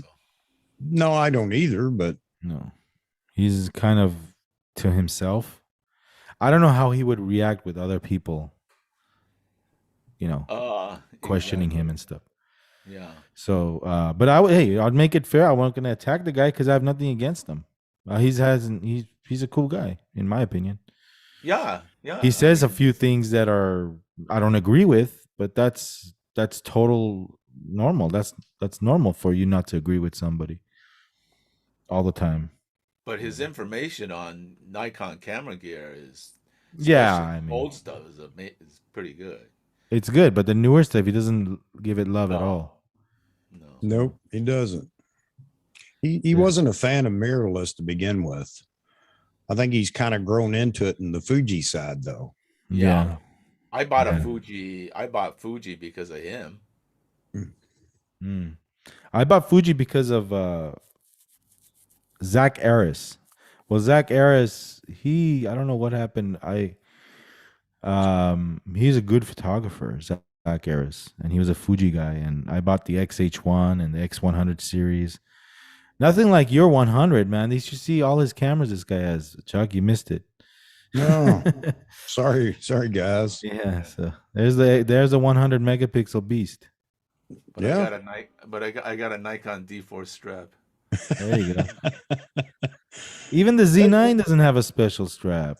We're That's, going to uh, talk about that tomorrow, about all the possibilities for Nikon in the next, not necessarily the next camera, but into the, short future here. And a lot of people are bringing up medium format. So we're going to bring it up tomorrow and talk about it. What are the possibilities and what does it do for Nikon? So it ought to be interesting. Get everybody's opinion on that. What time is it? What time? It's noon Eastern time, New York time, noon, 12 p.m. And that's tomorrow. And then again, we'll have another live stream Saturday. wait. What time is it? It's hold on. What time is it in Malaysia at 9 a.m.? Oh wait. Never mind. I think I did it wrong. I'll just ask John. What time is it when it's 9 a.m. here? Over there. How many hours ahead are you? Oh, wait a GMT? minute. I'm 16 hours from LA. 12 hours. Only 12 hours from Oh, New York. wait a minute. What time is it now, right now, over there? It's noon. Okay, yeah, it's going to be midnight then Yep. for you. I don't know. How late do you sleep? It depends on if I'm watching YouTube or Netflix. Yeah, I liked Omar the other day. Omar Gonzalez. Oh yeah, he's Yeah. so animated. I love that guy. Yeah, no, he was great. Another one I forgot to fail to mention, Omar Gonzalez. There's so many, man. It's like I like him. I like a lot of them. And he was great. He was great. Next week I should be interesting. I have a Nikon ambassador on, Zara Maud from Canada. Then the week after that is Joe McNally. Oh, you got Joe. I know it's a coup. March 1st, Zara Maud. March 8th, Joe McNally. And then the following week, I don't know if you know Vanessa Joy. No, I don't. I Okay, know she's- Joe. Joe is out here in Malaysia a few years back. Yeah, and everybody knows Joe McNally. Yeah. He's a giant. But Yeah. the Vanessa Joy is a Canon Explorer of Light. So we're going to be talking wedding photography and Canon. Oh, really? So, yeah, it should be fun. But I definitely want you back. You and your wife, though, next time. Oh, okay. Because I have a lot of questions for her. Okay. And it'd be fun. It'd be husband and wife thing going on, Sure, It'd be cool. sure. It'd be awesome. Yeah. So, I'll arrange it. well, thank you for coming on, Chuck. Any last questions for John? Ishii? No, I just I want to applaud his enthusiasm with that Z9. I think it's fantastic. And I'll just add to that one question. John, what do you want to shoot now more than anything else? Now that you're retired and you can do what you want. I've been dabbling in this a little bit of this bird photography, but I am so lousy at it. I'm Join the club. just clueless. I mean, some of the pictures you see on the Z9 users group, you go, holy shit, right? And I got a picture of some lame bird flying by. So, Well, you're having I'll give fun it- now, though, right? yeah, but it's not stressful. I just sit in the chair and watch these birds go by and see what I can do. You watched Bayou Josh's stuff? Who's that? Okay. I had him on my show, Bayou Josh. He has his narration videos that he does birding. He goes out and talks about, oops, your Hang battery died. It's okay. No, I just Ki- hit the FaceTime. What are you using? What is it, Z6? Yeah. Oh, nice. So he does wildlife too and stuff. It's cool. But Mark Smith is pretty good. Yeah. I gotta check him out. Yeah, he seems to be enjoying the Z9, but he had definitely jumped to Sony A1 for his birding. But have you seen his latest? He has been toying with the Z9 now. So Yeah. Yeah. Hey, Mozman, sorry, man. Sorry you're late. He says I gotta run. Should have left the office before turning this on.